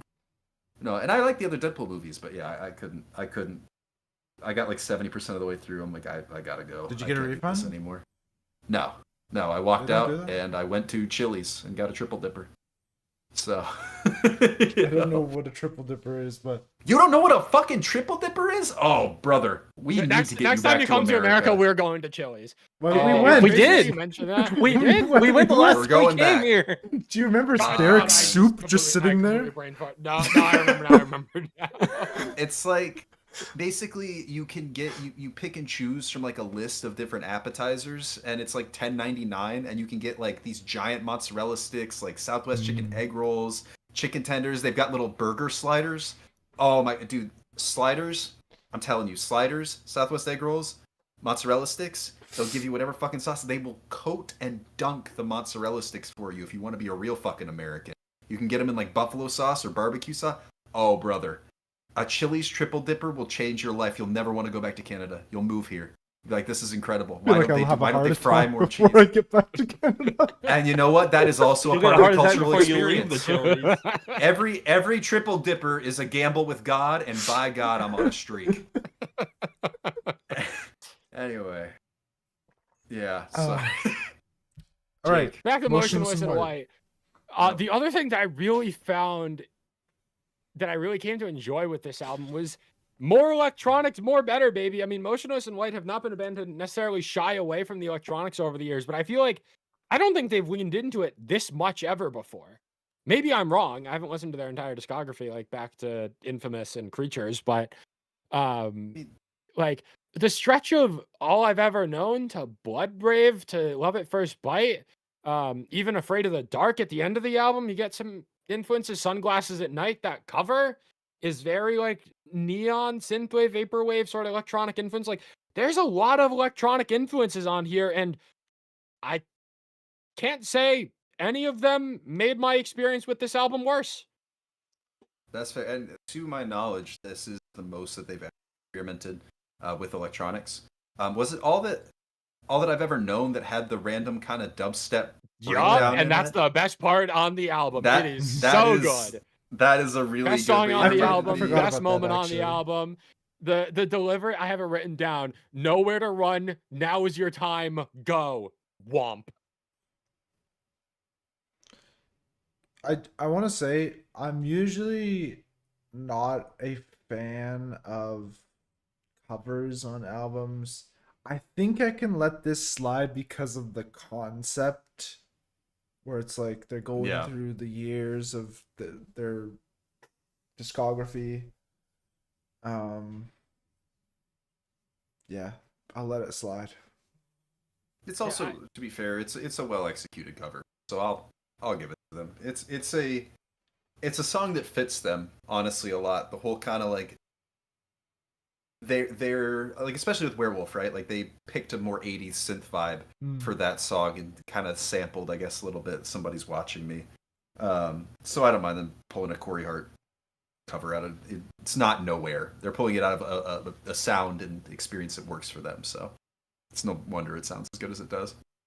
I will say on that note, though, that I do find the closing to this album just very confusing. Like, is Afraid of the Dark supposed to be the closer? Is Sunglasses at Night supposed to be the closer? Is Hollywood the bonus track supposed to be the closer? Or is it a bonus? Like, where does the deluxe part of this album start and Yeah. end? I don't know. I hate when an album does that. But at the same time, it's like this through the years experience, right? So does it Yeah. need to have a definitive closer? I don't know. Yeah, where I would say is like, if I wanted to have a definitive closer, that matters when it comes to like considering this for top 10 albums of the year. Not that I really am Yes. heavily considering it for that, but like when I'm like, if I was hypothetically trying to rank this album in my top 10 albums of the year, it's like that ranking is very different if I'm considering Afraid of the Dark the closer, or if I'm considering Sunglasses at Night the closer.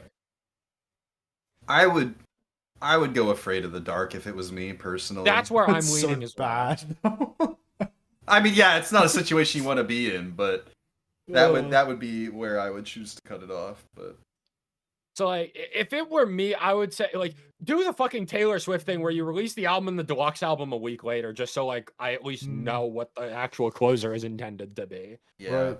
just And I'm maybe sure like don't- if there's some like Chris Motionless, he's like fairly active on social media. I'm sure that like someone's asked him, or like there's got to be like a comment somewhere and like Afraid of the Dark is intended to be the closer, Sunglasses at Night is intended to be the closer. Like I'm sure that answer is out there, but to someone that hasn't cared enough to dig and try to figure that out definitively, it is a little bit frustrating.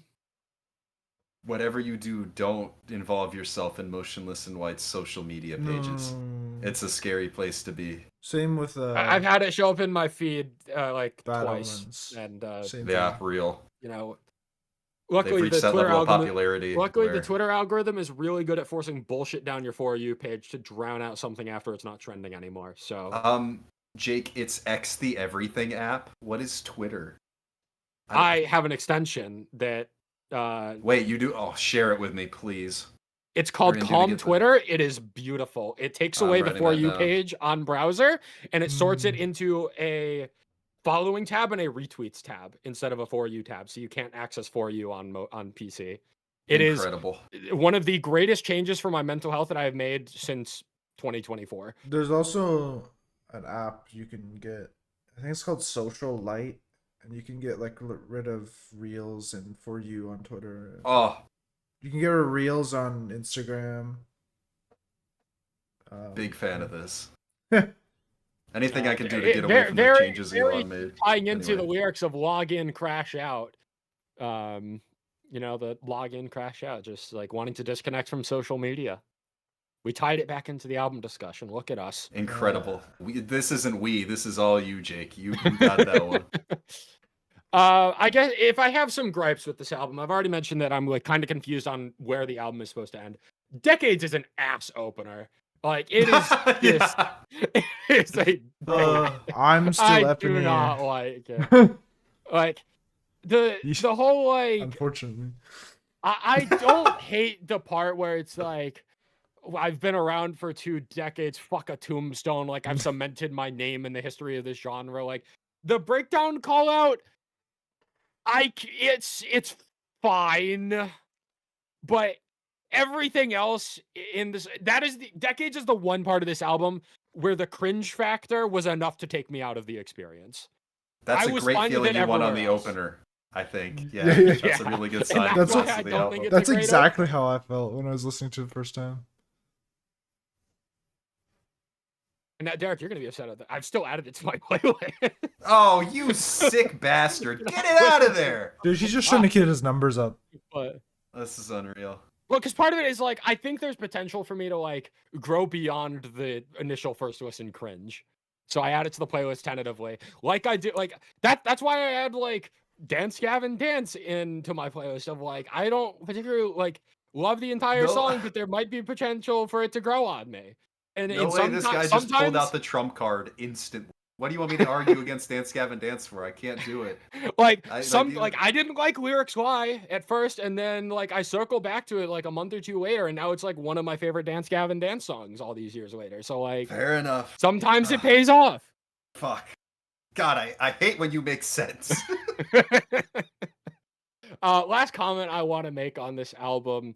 Blood Rave. I mentioned the feature from Dark Divine already. I had not mentioned the like techno breakdown drop in that song. I mentioned the dubstep breakdown and all I've ever known, but it's followed the next track with like another very electronic, very club rave sort of breakdown, which also caught me off guard, but is also just as cool. Not as cool as the dubstep breakdown, but spiritually just as cool. So yeah, I mean, overall, like I found a lot more to enjoy out of this album compared to Scoring the End of the World. Login, Crash Out, R.I.P. is a step up from the past.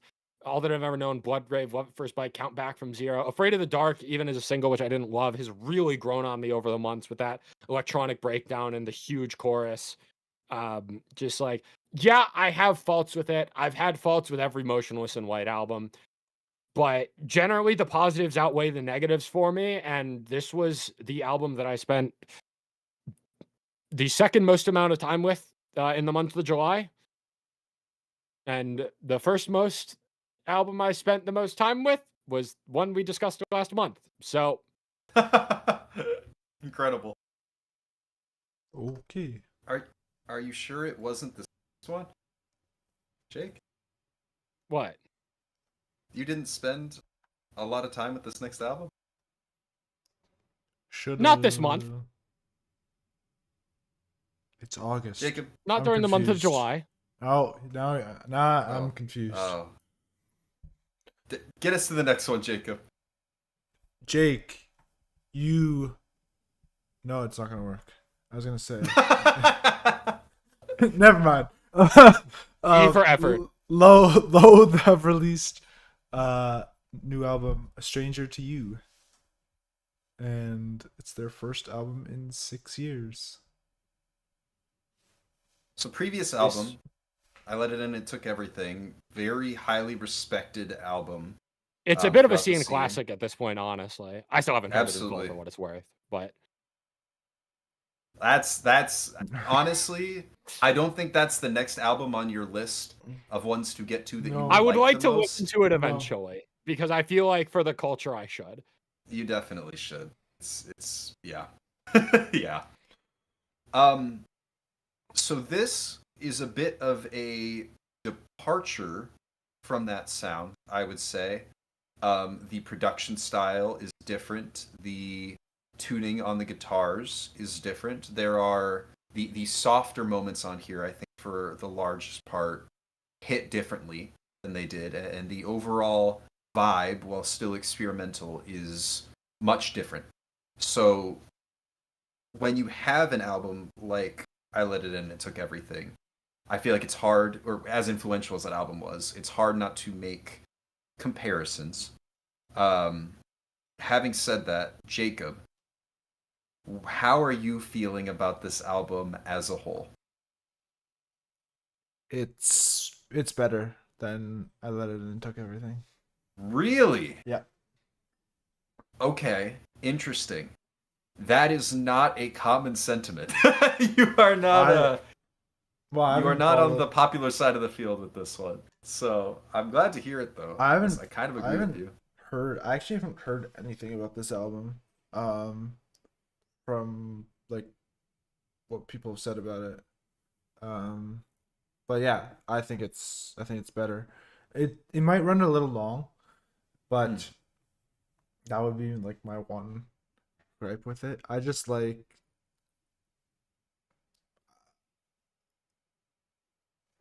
the softer bits, honestly. Like it's more variation throughout the album. I think the features are great.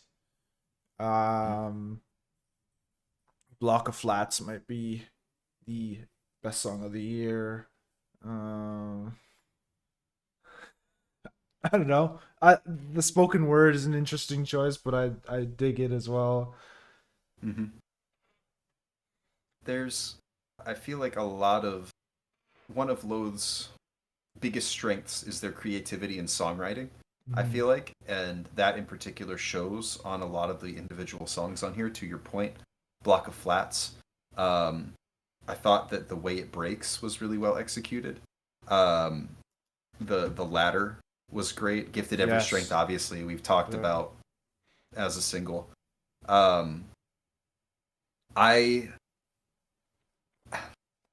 I feel like every song on here is well crafted and well executed. And I think that the production value and the layers and sound that they're able to create on every track on here is incredible. The softer songs, I think to what you said, the softer songs on here are also some of my favorites. I really appreciate the atmosphere that they were able to create.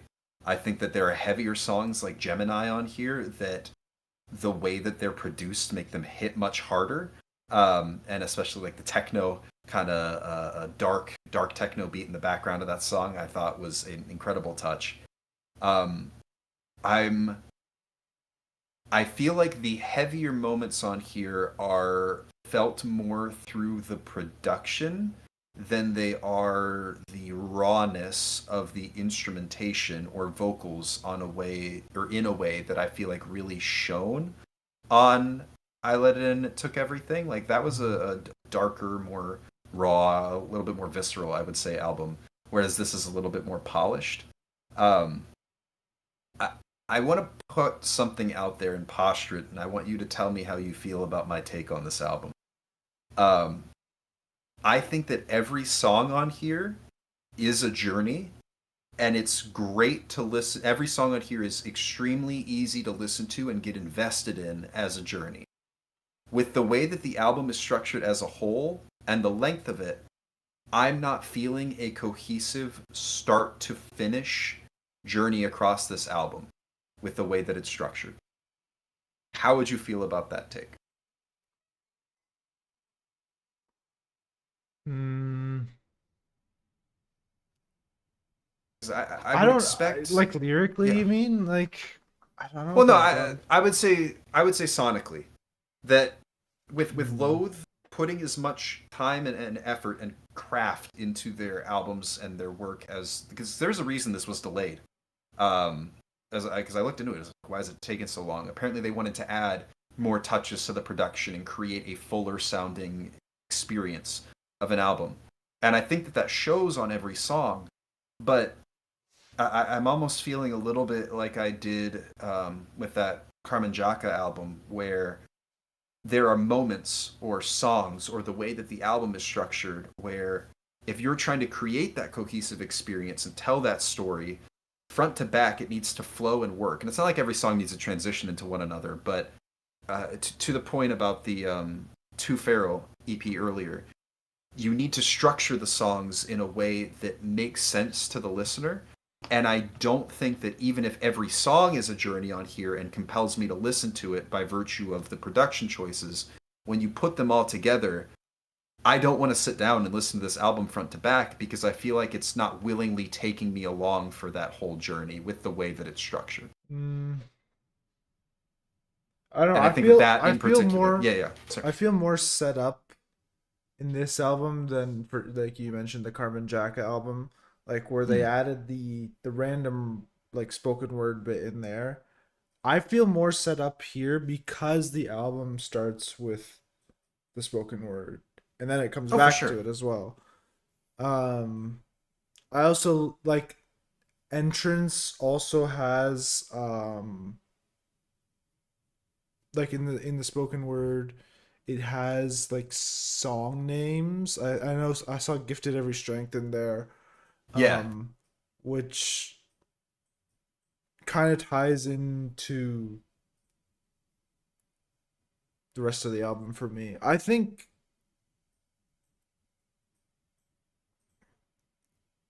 yeah, I don't know. I like for me one of the things with uh I Let It In and Took Everything is it was hard for me to differentiate some of the songs because a lot of them are very similar sounding. Hmm. Um and because it goes like you'll get like a heavy song, not as heavy song, and then like a spoken word song. It just adds more differentiation and more character to each song, and I can just like distinguish them better. I, Um yeah. yeah. I was gonna say I agree with that, and I think that I've landed, I guess, on my answer to part of my own question is I don't think I have a single song from I Let It In and It Took Everything saved to a playlist. But as an album experience, I feel like front to back, there's a reason that it's as iconic as it is. Whereas with this, I feel like there are a lot more like individual playlistable songs, and to your point, they all have their own identity. I especially loved Fortress Down and Harder to Mm. Pretend. I thought both of those are fantastic. Um, but if I'm looking front to back as an album, I'm not as compelled to listen to it all the way through because the songs all have their own identity, and so the flow is a little bit less cohesive than the previous album. But I think that might be an expectations thing again, because I would expect Loathe to be able to pull something like that off, and I don't think that they hit that specific mark, but they exceeded it in others, especially with the way that they produce some of the lighter, airier songs on here. I saw people complaining that this album was too soft, which I think is stupid because No. some of the best moments What- on here are what the was soft the- songs. What was the song that was a single? Maybe it was Revenant or Fangs. I'm not sure. think it was Revenant. Let me see. That I didn't like at all. Yeah, I think it was Revenant. Because it was just so raw. But given the context, like it's right before the spoken word song too. Right. Right after, sorry, right Suddenly. after. Suddenly it makes a lot more sense. Yeah. I'm still not. This might be another gripe I have. I'm not totally on board with like the rawness of some of the production on the heavy vocals, or some of the heavy moments rather. It's almost too raw, like how I felt when that single came out. But their last album was like that too. For the heavy moments, the guitars I feel like are tuned lower than they were on that last album. That it feels like the heavy moments aren't forced in terms of like, oh, the breakdown, you know, it has a breakdown that it shouldn't, but it feels like they're really emphasizing how heavy some of the heavy moments are through the production or the tuning, and I think that it doesn't work quite as well because of that. It's not that it's bad.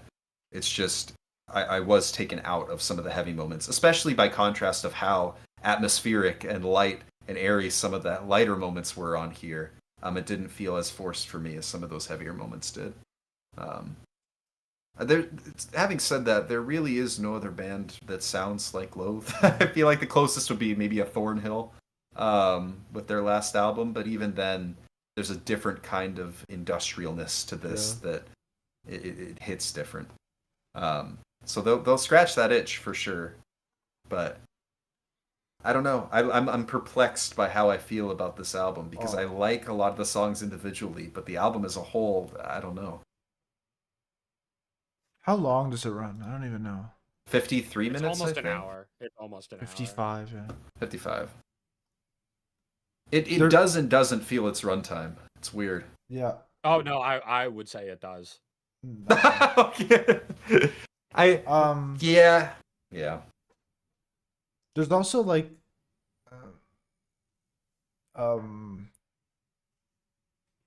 something that like captivates me is like how they can make a song sound like so holy and unholy in the same in the same song. I think the way it breaks the example. No.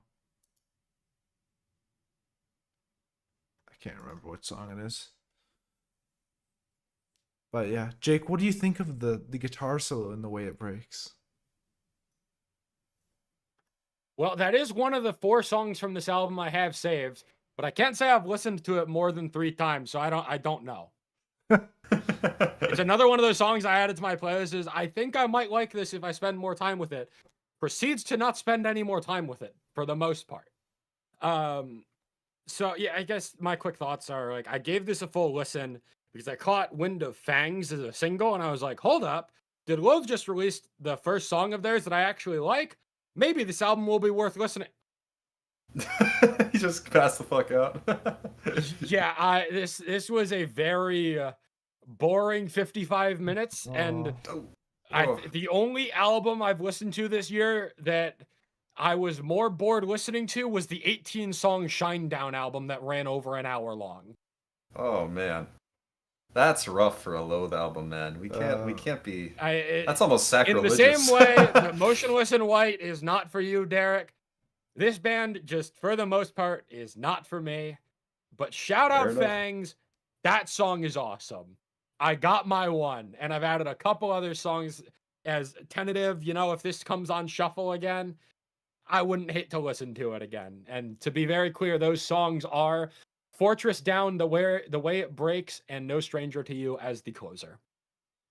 No Stranger to You is a phenomenal closer. Yeah. I also think that, just to put it out there, Entrance into Block of Flats is a fantastic opener. This album Yes. starts and ends on very, very high notes. Yeah. Honestly, yeah, like the way it breaks, the ladder. We can all agree on the way it breaks, it seems. So that's at least worth something. That's the one thing we'll give to you, Jake. How about Fangs? What do you guys think about Fangs? This is my favorite song on the album. How are we feeling about Fangs? It's fine. Because to me, I think why I like It's Fangs so alright. much is that it's the middle of most like pack. it's the most Yeah. like normal song on this album, I think, which is why I liked it. That's, I think, the part for me that I'm struggling with is I feel like, because I would also describe Fangs as middle of the pack, but I would describe most of this album as middle of the pack. Like, there's so many consistently good songs on here, but there are only a few that I would really classify as great. But like, not in a, like a bad way. It's like it's not middle of the pack like 5 out of 10. It's a generous middle of the pack, like 7.5, 8 out of 10. But when Loathe's peaks are as high as they are, their floor is a lot of other bands' ceiling.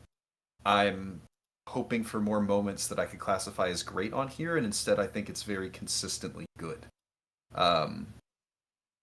Yeah. I don't know. This album perplexes me. I wouldn't be shocked if this landed in my top 10 come the end of the year. Honestly, it's not there right now, but with time to spend understanding more of the way this album is, I would be very interested to see where I land on it. I like Jake reminded me that it even came out. I totally forgot.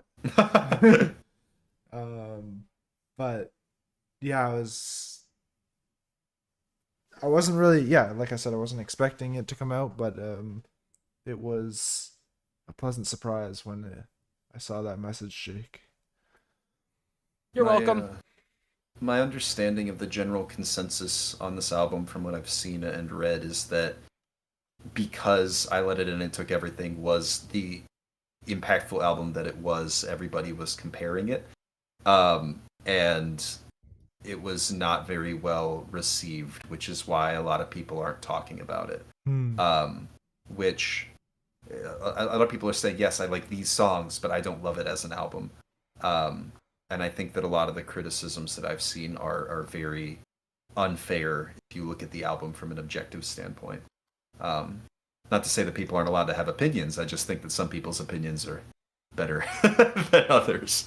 So, yeah, I'm surprised that people aren't talking about this as much as they are, and that the reception has been what it is. I think that this is an album that people are going to look back at like maybe a year or two from now, and I think that the feelings on it, just widespread, will be much more positive than they are on release. It's hard not to compare, especially when it's taken so long. It's kind of like I See Stars dropping that dog shit, and not to say that this is way better than anything, whatever that album, The Wheel or whatever was. The Wheel. But I just realized something, and you guys aren't gonna get it, but that I've just realized something. Okay, anyway. Okay. But when you have an album, I'm not gonna bother explaining. I'm not gonna bother. Okay. Fair enough. I'm a little too terminally online in a certain niche sub community of the internet for anyone else to possibly understand. Yeah, bad. It's not looking good. I gotta go. The Wheel. Just that if it's kind of like putting out something like Treehouse, which was as influential as it was, and then you disappear for a while, the natural inclination is going to be to compare the two albums. And I think that once people move past that, the reception of this album will be a little bit different than it is on release. But no, I enjoyed this. I want more time with it. I wish that I felt a little bit more compelled to have more time with it by virtue of how it's structured, but there's a lot to like on here, both as whole songs and individual moments. And like you said, Jacob, the features were all fantastic. They're so weird too. Like, so yeah, the one guy's a jazz artist. Mansur Brown, yeah.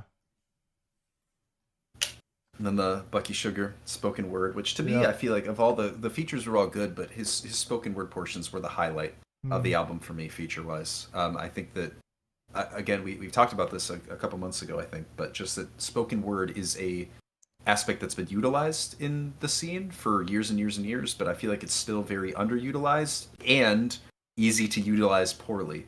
But I feel like it was executed well in spades here. They did a really good job curating the vibe. I'm of the going to album take with this the opportunity spoken word. to shill Primrose Path by Dream State because that album nailed the spoken word. Yes, Bro, 110%. Flawless And execution. what was that Silent Planet album? The second one. Everything was. oh, settled. yes, yeah, that album lyrically, there's a lot to unpack there. Oh yeah. You gotta go through the footnotes too. Anyway. It's crazy. Any last thoughts on Loathe here? I feel like we've had a pretty good discussion on it, but just want to give you the floor before I take control of the wheel. Go for it, Jake. All right. Future Palace have dropped their fourth album, Resurge. The follow-up to 2024's Distortion, which was the first time in their career that Future Palace did not make my top 10 albums of the year. So, in a way, Future Palace kind of had something to prove with this album, that they still had the sauce. A resurgence, if And- you will. A resurgence. And boy, have they proved that they still have the sauce and they have resurged. This is, without a doubt, one of my favorite albums of the year. Not to say that I don't have criticisms and flaws with it, but of any album that we have discussed up to this point in 2026, this had the strongest singles run of any album I've heard so far this year. Starting last year with Cyclone and Deep Blue, and then into this year, you had singles Supernova, Resurge, and Tidal Waves. Other than Deep Blue as the album opener, the other four are some of my favorite Future Palace songs, and like serious contenders for like top 10 Future Palace songs. And then that leaves a stretch of 7 songs in the middle of the album running from Disintegrate through Symphony of the Clouds, where there's a lot to like in that stretch of songs.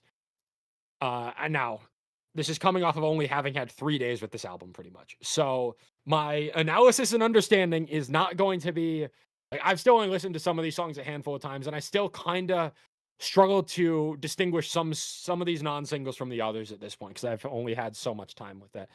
But what I have been able to distinguish of the singles, Disintegrate, you get some incredible new metal influences on that song with kind of slower rap-ish delivery in one of the verses, the being like, you shouldn't stay here, you're just an imposter, a misfit, please disappear, crying out your stories for so many years, do you want the pity, do you need the tears?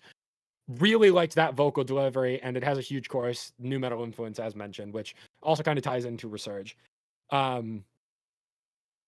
Next track that I've really spent a lot of time with of the 7 would be Thorns, kind of right towards the middle of the album. You get some of my favorite harsh vocal deliveries that Maria has ever done in one of the pre-chorus lines of selfishness and dirty lies helped you to keep me hypnotized. That verse is incredible. And then we get into the last 5 songs on this album are insane, man. Ebb and Flow, Nightfall, Symphony of the Clouds, Tidal Waves, and Cyclone is an unreal stretch to end this album on. But especially Symphony of the Clouds, Tidal Waves, and Cyclone.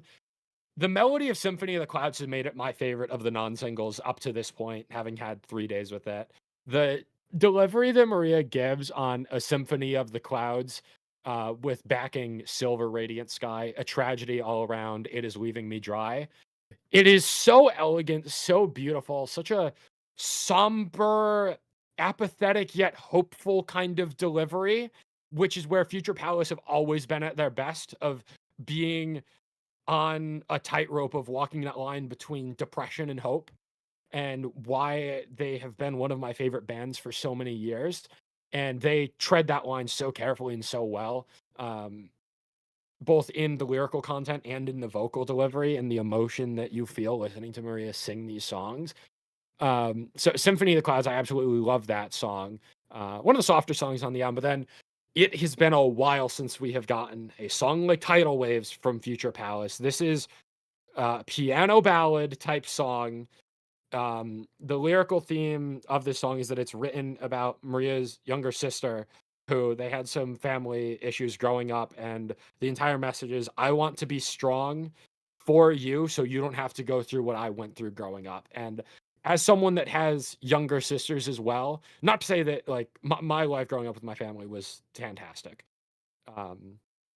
Like, yeah, there were ups and downs. Sure, all families have ups and downs, but generally, for the most part, I'm very happy with my upbringing in my childhood. So I can't relate entirely to the message, but just a message of like the core of tidal waves is, when things are going bad, I will be there for you because like your family. That's what tidal waves means to me, and that is something that I can deeply relate to. And it's been a really powerful song. A song, one of my most played songs of the summer so far. Um, there have been a surprising lack of songs this year that I've really been able to resonate with on a deep emotional level. And Tidal Waves, in a sense, has been filling that void for me. And it's also just that kind of piano ballad that slowly builds is not a song structure that we've gotten from Future Palace in a really long time. Like, we didn't really get it on Distortion. Let me look at the Distortion track list, but like the closest, yeah, we didn't really get it at all on Distortion. And then even going back to Run, at best, you're talking about A World in Tears, which is more of like an EDM kind of uplifting song. It sounds more optimistic and hopeful. So really, you're looking all the way back at Escape with Break Free Into My Air as the closing two songs from that debut album, some of my favorite songs they've ever dropped. And I've been waiting for them to do something again that scratches that itch that those two songs gave me and made it one of my favorite albums of 2020. Tidal Waves has finally done it for me. And then you follow that up with Cyclone, the lead single for this album cycle. Sigh, don't make the lead single the album closer. Don't do that again, please. But Cyclone is one of my favorite songs on this album. Getting to hear it live last year was incredible. Maria's delivery on the breakdown is phenomenal. The breakdown itself is phenomenal. Every single album that Future Palace have released, other than the debut when they didn't do breakdowns, really, there has been at least one, maybe two songs which has been like, this is genuinely a breakdown contender of the year. With their last album, Dream State was one of my breakdown, like, favorite breakdowns of the year. They Take What They Want was also disgusting. You go back to Run with songs like Flames and Paradise, incredible breakdowns. Even Locked had a filthy breakdown. Cyclone is that one guaranteed Future Palace breakdown banger for this album, and they save it for the most guttural moment on this album of just despair to close the album off. I've never felt more vindicated in a decision ever than finding out in real time from you that was going to be the closer and removing it from my playlist, because I really like that song, and I'm like, if this keeps coming up, the album experience is going to be ruined. Yeah. Dude, I took it out of the playlist. I haven't heard it in like, I don't know, 8 months, I think. To have and re-experience the orchestral backing in that song after the theme and the frequency at which it had come on, it made it hit 10 times harder. It's one of... I went knew from the a moment, single... like, yeah. That's why I wasn't worried when it was released as a single and I saw it was the closer. I'm like, no, this song works as a closer. I can already tell. Like, I didn't expect it to work as well as it did. I didn't think of it as a closer when it came out, but I see it and I listen to it again and I'm like, you're onto something. Now, would I have liked for there to be a track 13 as a distinct closer? Yes. Yeah. But by all intents and purposes, it is a great closer, if not my favorite album closer I've heard all year.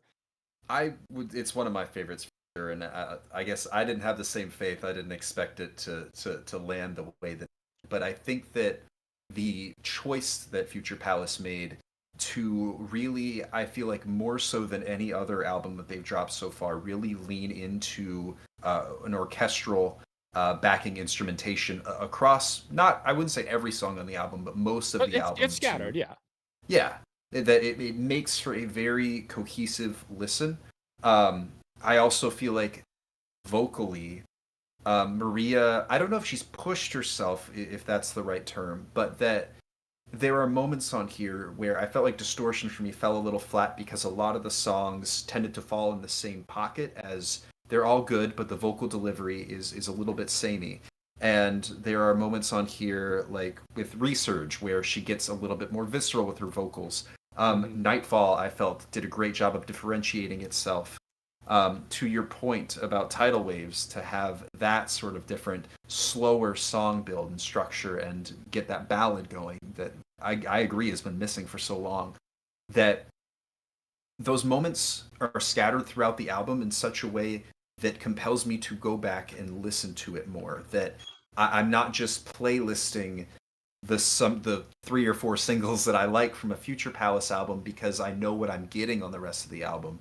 For me, with this, it's okay. They've created something that's a level up. It's a step up. It's something that insists upon itself. Cyclone is such a good closer that it makes me want to give the album another listen again. That I feel like I'm ending very satisfied and feeling like, wow, that breakdown fucks. Like, this was an incredible closer. I felt the energy that they were building to. Do you mind if I pause for a second to read Yeah, the go lyrics for of it. that breakdown? Because I have it written down because it is one of the most visceral things I've heard in the past year. Where the fuck did I have it written down? There it is. So it leads into the breakdown with, when I was the storm that I couldn't fight. No reasons to stay. My existence is a disease. Damn, I can barely move after all this violence that vandalized me. Part of this rotten human species. Depression is spreading just like black mold in the damp. Decayed, barely there. Just a shell filled with so many meaningless mantras that I preach to myself. Erase the archenemy inside of me. Reveal how I could hurt myself so blindly. Amen.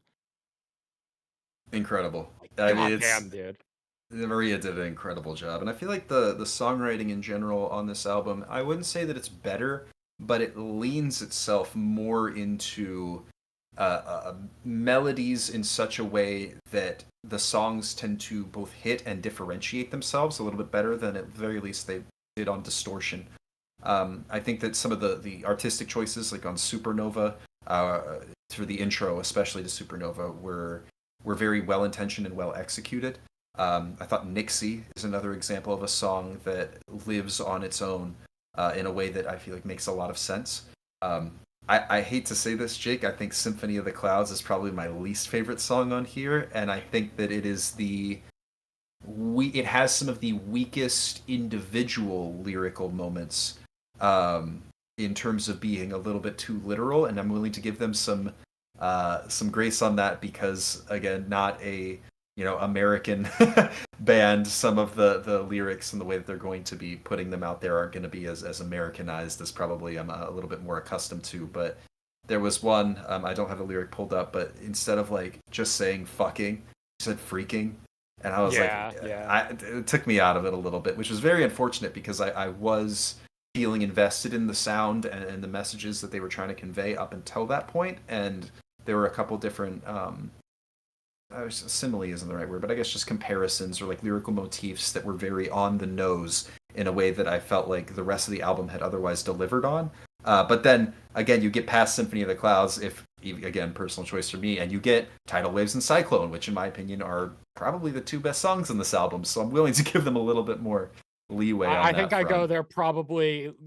I think my favorite song in here is Resurge, but then Tidal Waves and Cyclone are 2 and 3. Research is incredible, man. The way that she kind of, that vocal fry almost that she does, it's much more raw than anything I feel like I've heard from them in the very least 2 albums, if ever. Without a doubt, this is the best Maria has ever sounded, and I feel like she already had a phenomenal range to her voice, even going back to Distortion, even going back to Run. It is so, like, it's crazy to me that as someone that has been such a big fan of this band for so long, for it to be so obvious how much better Maria has gotten on this album. Agreed. Because sometimes you love a band so much and you're just like so enamored by the band for one reason or another that you're blinded by the improvements that they're making because like you just like it's like with Amaranth back in the day. Like I just loved anything that Amaranth did. So like I wasn't really paying attention to like, oh, Elise sounds better. Or Henrik had an insane growl on this song, or the guitar solos were crazy. I was just like, I fucking love Amaranth, you know? With Future Palace, I'm able to have those same feelings and also realize like Maria has never sounded better than she does on this album. Yeah, in spite of how much I love the band. This to me is proof of concept of what I wanted from Imminence in terms of Future Palace have their sound, right? Like this is undeniably a Future Palace album filled with Future Palace songs. I mean, besides the literal level, but just that Maria has built on and really come into her own as a vocalist and pushed herself to have those little moments like on Resurge that really shows that not only is she still good at doing what's made Future Palace consistently good, but also let's level up. Let's take what we had from this previous album and add another flair to it. Let's make that next step. And the fact that they can do so while maintaining the identity of what makes a Future Palace song or a Future Palace album a Future Palace song or album is extremely impressive.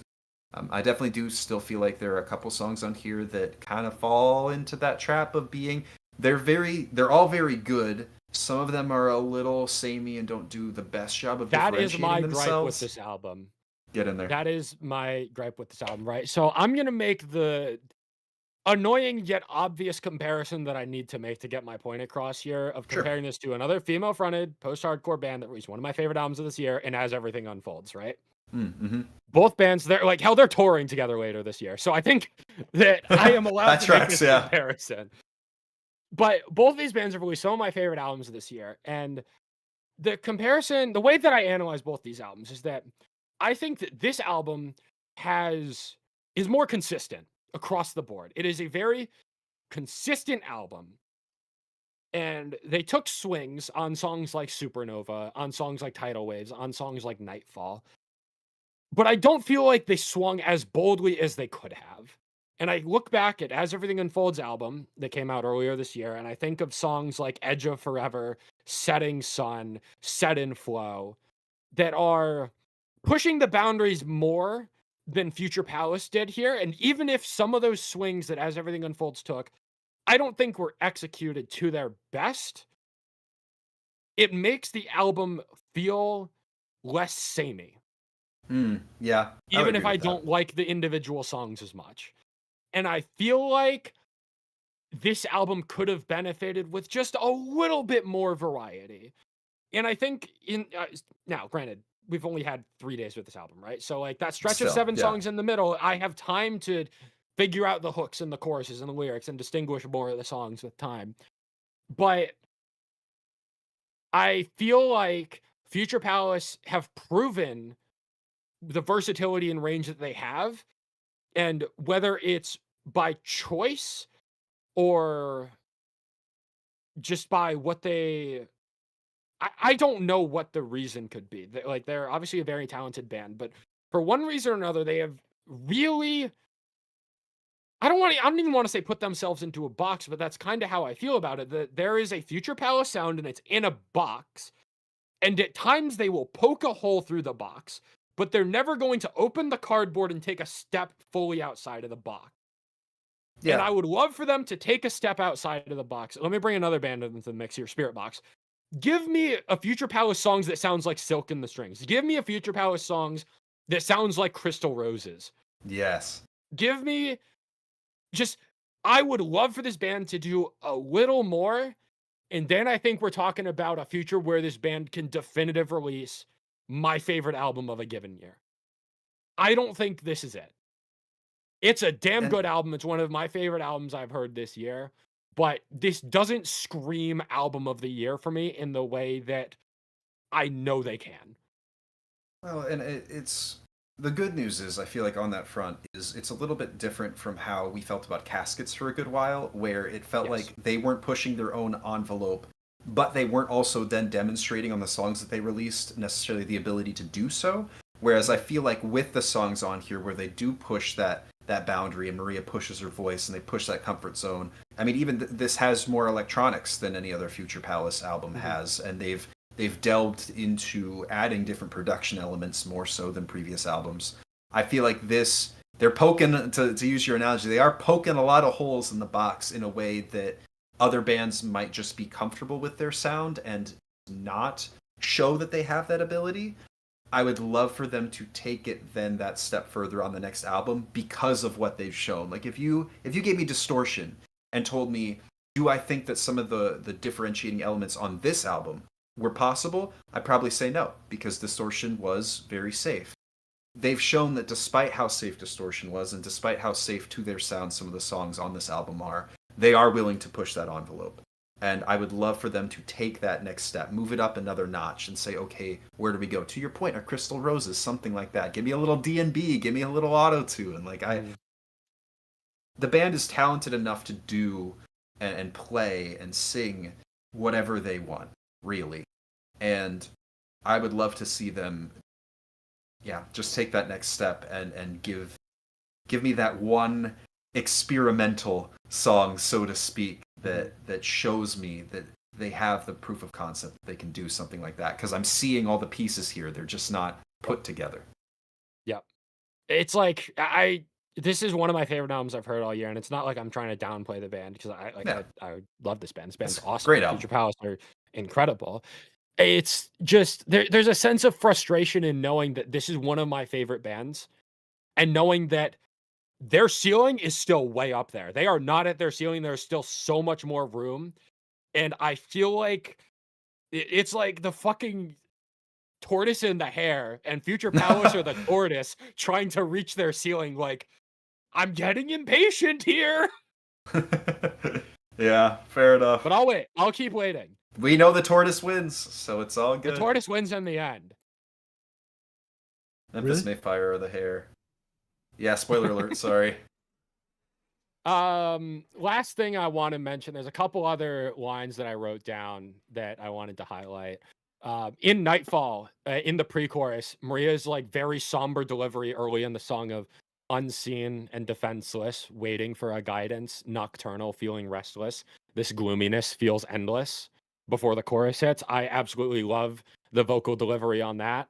And then in Cyclone, to end the album, they kind of double back on the lyrics of I won't rewind back to the cyclone of grief and fright, to I won't rewind to when I was the storm that I couldn't fight. And I think that's a really cool change up of the lyrics that they do throughout that song, especially as the album closer. For sure. Derek, That's all I have proving to that he say about doesn't hate Future Palace. Germany. True. I'm telling you, the The peace German talks. exception. The peace talks. God, I forgot their name again. Fuck. If, Our Promise? Stand You By- like that band, right? No. Neovice. Neovice, Nice, right. they've extended their hand, the olive branch. And suddenly, the clouds have opened. Despite the cyclone. I sure hope the clouds open when I go to Iceland next week. Real. So it's going to be a wrap on our July recap podcast. Be sure to follow us on social media, Hivemind Radio _ on Instagram and Twitter, Hivemind Radio on YouTube, Hivemind Recap Podcast on Spotify and other podcast platforms. Be sure to join our Discord server if you want to share your thoughts on any of the music that we discussed in this episode. And talk to us about what music you've been listening to. We'd love to have you in the Discord server. Any last thoughts for this month, fellas? Excited for August, I guess. I hope we're ending. We're nearing no. the next 4-month mark. August So much is shit dropping in August. Stack. August is, yeah. Do we need to pull Derek, I know you've kind of been out of the loop with stuff. Yeah, right? yeah. Are Do there you a want me lot to of read albums? off the list of stuff? Oh god, yeah. I'm almost scared now. August August 28th. Yeah, August 28th has Holding Absence, Catch Your Breath, If Not For Me, Colorblind, Beartooth, The Warning, Kami Kehoe. Are you fist fucking me? No. and Friendly Neighbor. And True. So that is, for that being the last day of the month, we're gonna have to think about how we want to structure. Yeah, we might have to Yeah. do our August recap a little bit later into the month of September to give Yeah, us time that's, to listen to all that. September's when everything's With that being starting up said, again. I'm gonna just throw it out there. I don't know if we're discussing the Beartooth album. Thank God. And depending, and like I'd also even throw out that maybe we could skip like Catch Your Breath, If Not For Me, in The Warning. We'll see how they. We'll see how they we're go. feeling on them. If they're good, they're going in the playlist, because the That point of is a these stacked recaps ass day. is to talk about the music we've been listening to each month, and if the music's good, it's going in the playlist. That is true. Except for the one new Connecticut band that dropped a new song in July that I completely forgot about. My bad. And I'm gonna Come on, gatekeep them Jake. until we can talk about them at a future date. Lame. All right, that's going to do it for this episode. Be sure to check out our 2 interviews that we did with Les Palms and Rain Division for our After Hours podcast that came out in this past month as well. Forgot to mention that at the beginning of the episode. That was really cool. We will see you with our August recap in a month from now or so. Maybe we'll do another After Hours, but I'm going to Iceland and we just did 2 interviews, so I feel like we kind of could use a break. We've been putting out a lot of content lately, so join our Discord server if you want to get updates in the drought of August, I guess. There's no drought. There is in Virginia, I'll tell you that. We'll see you in the next episode. Bye. Bye.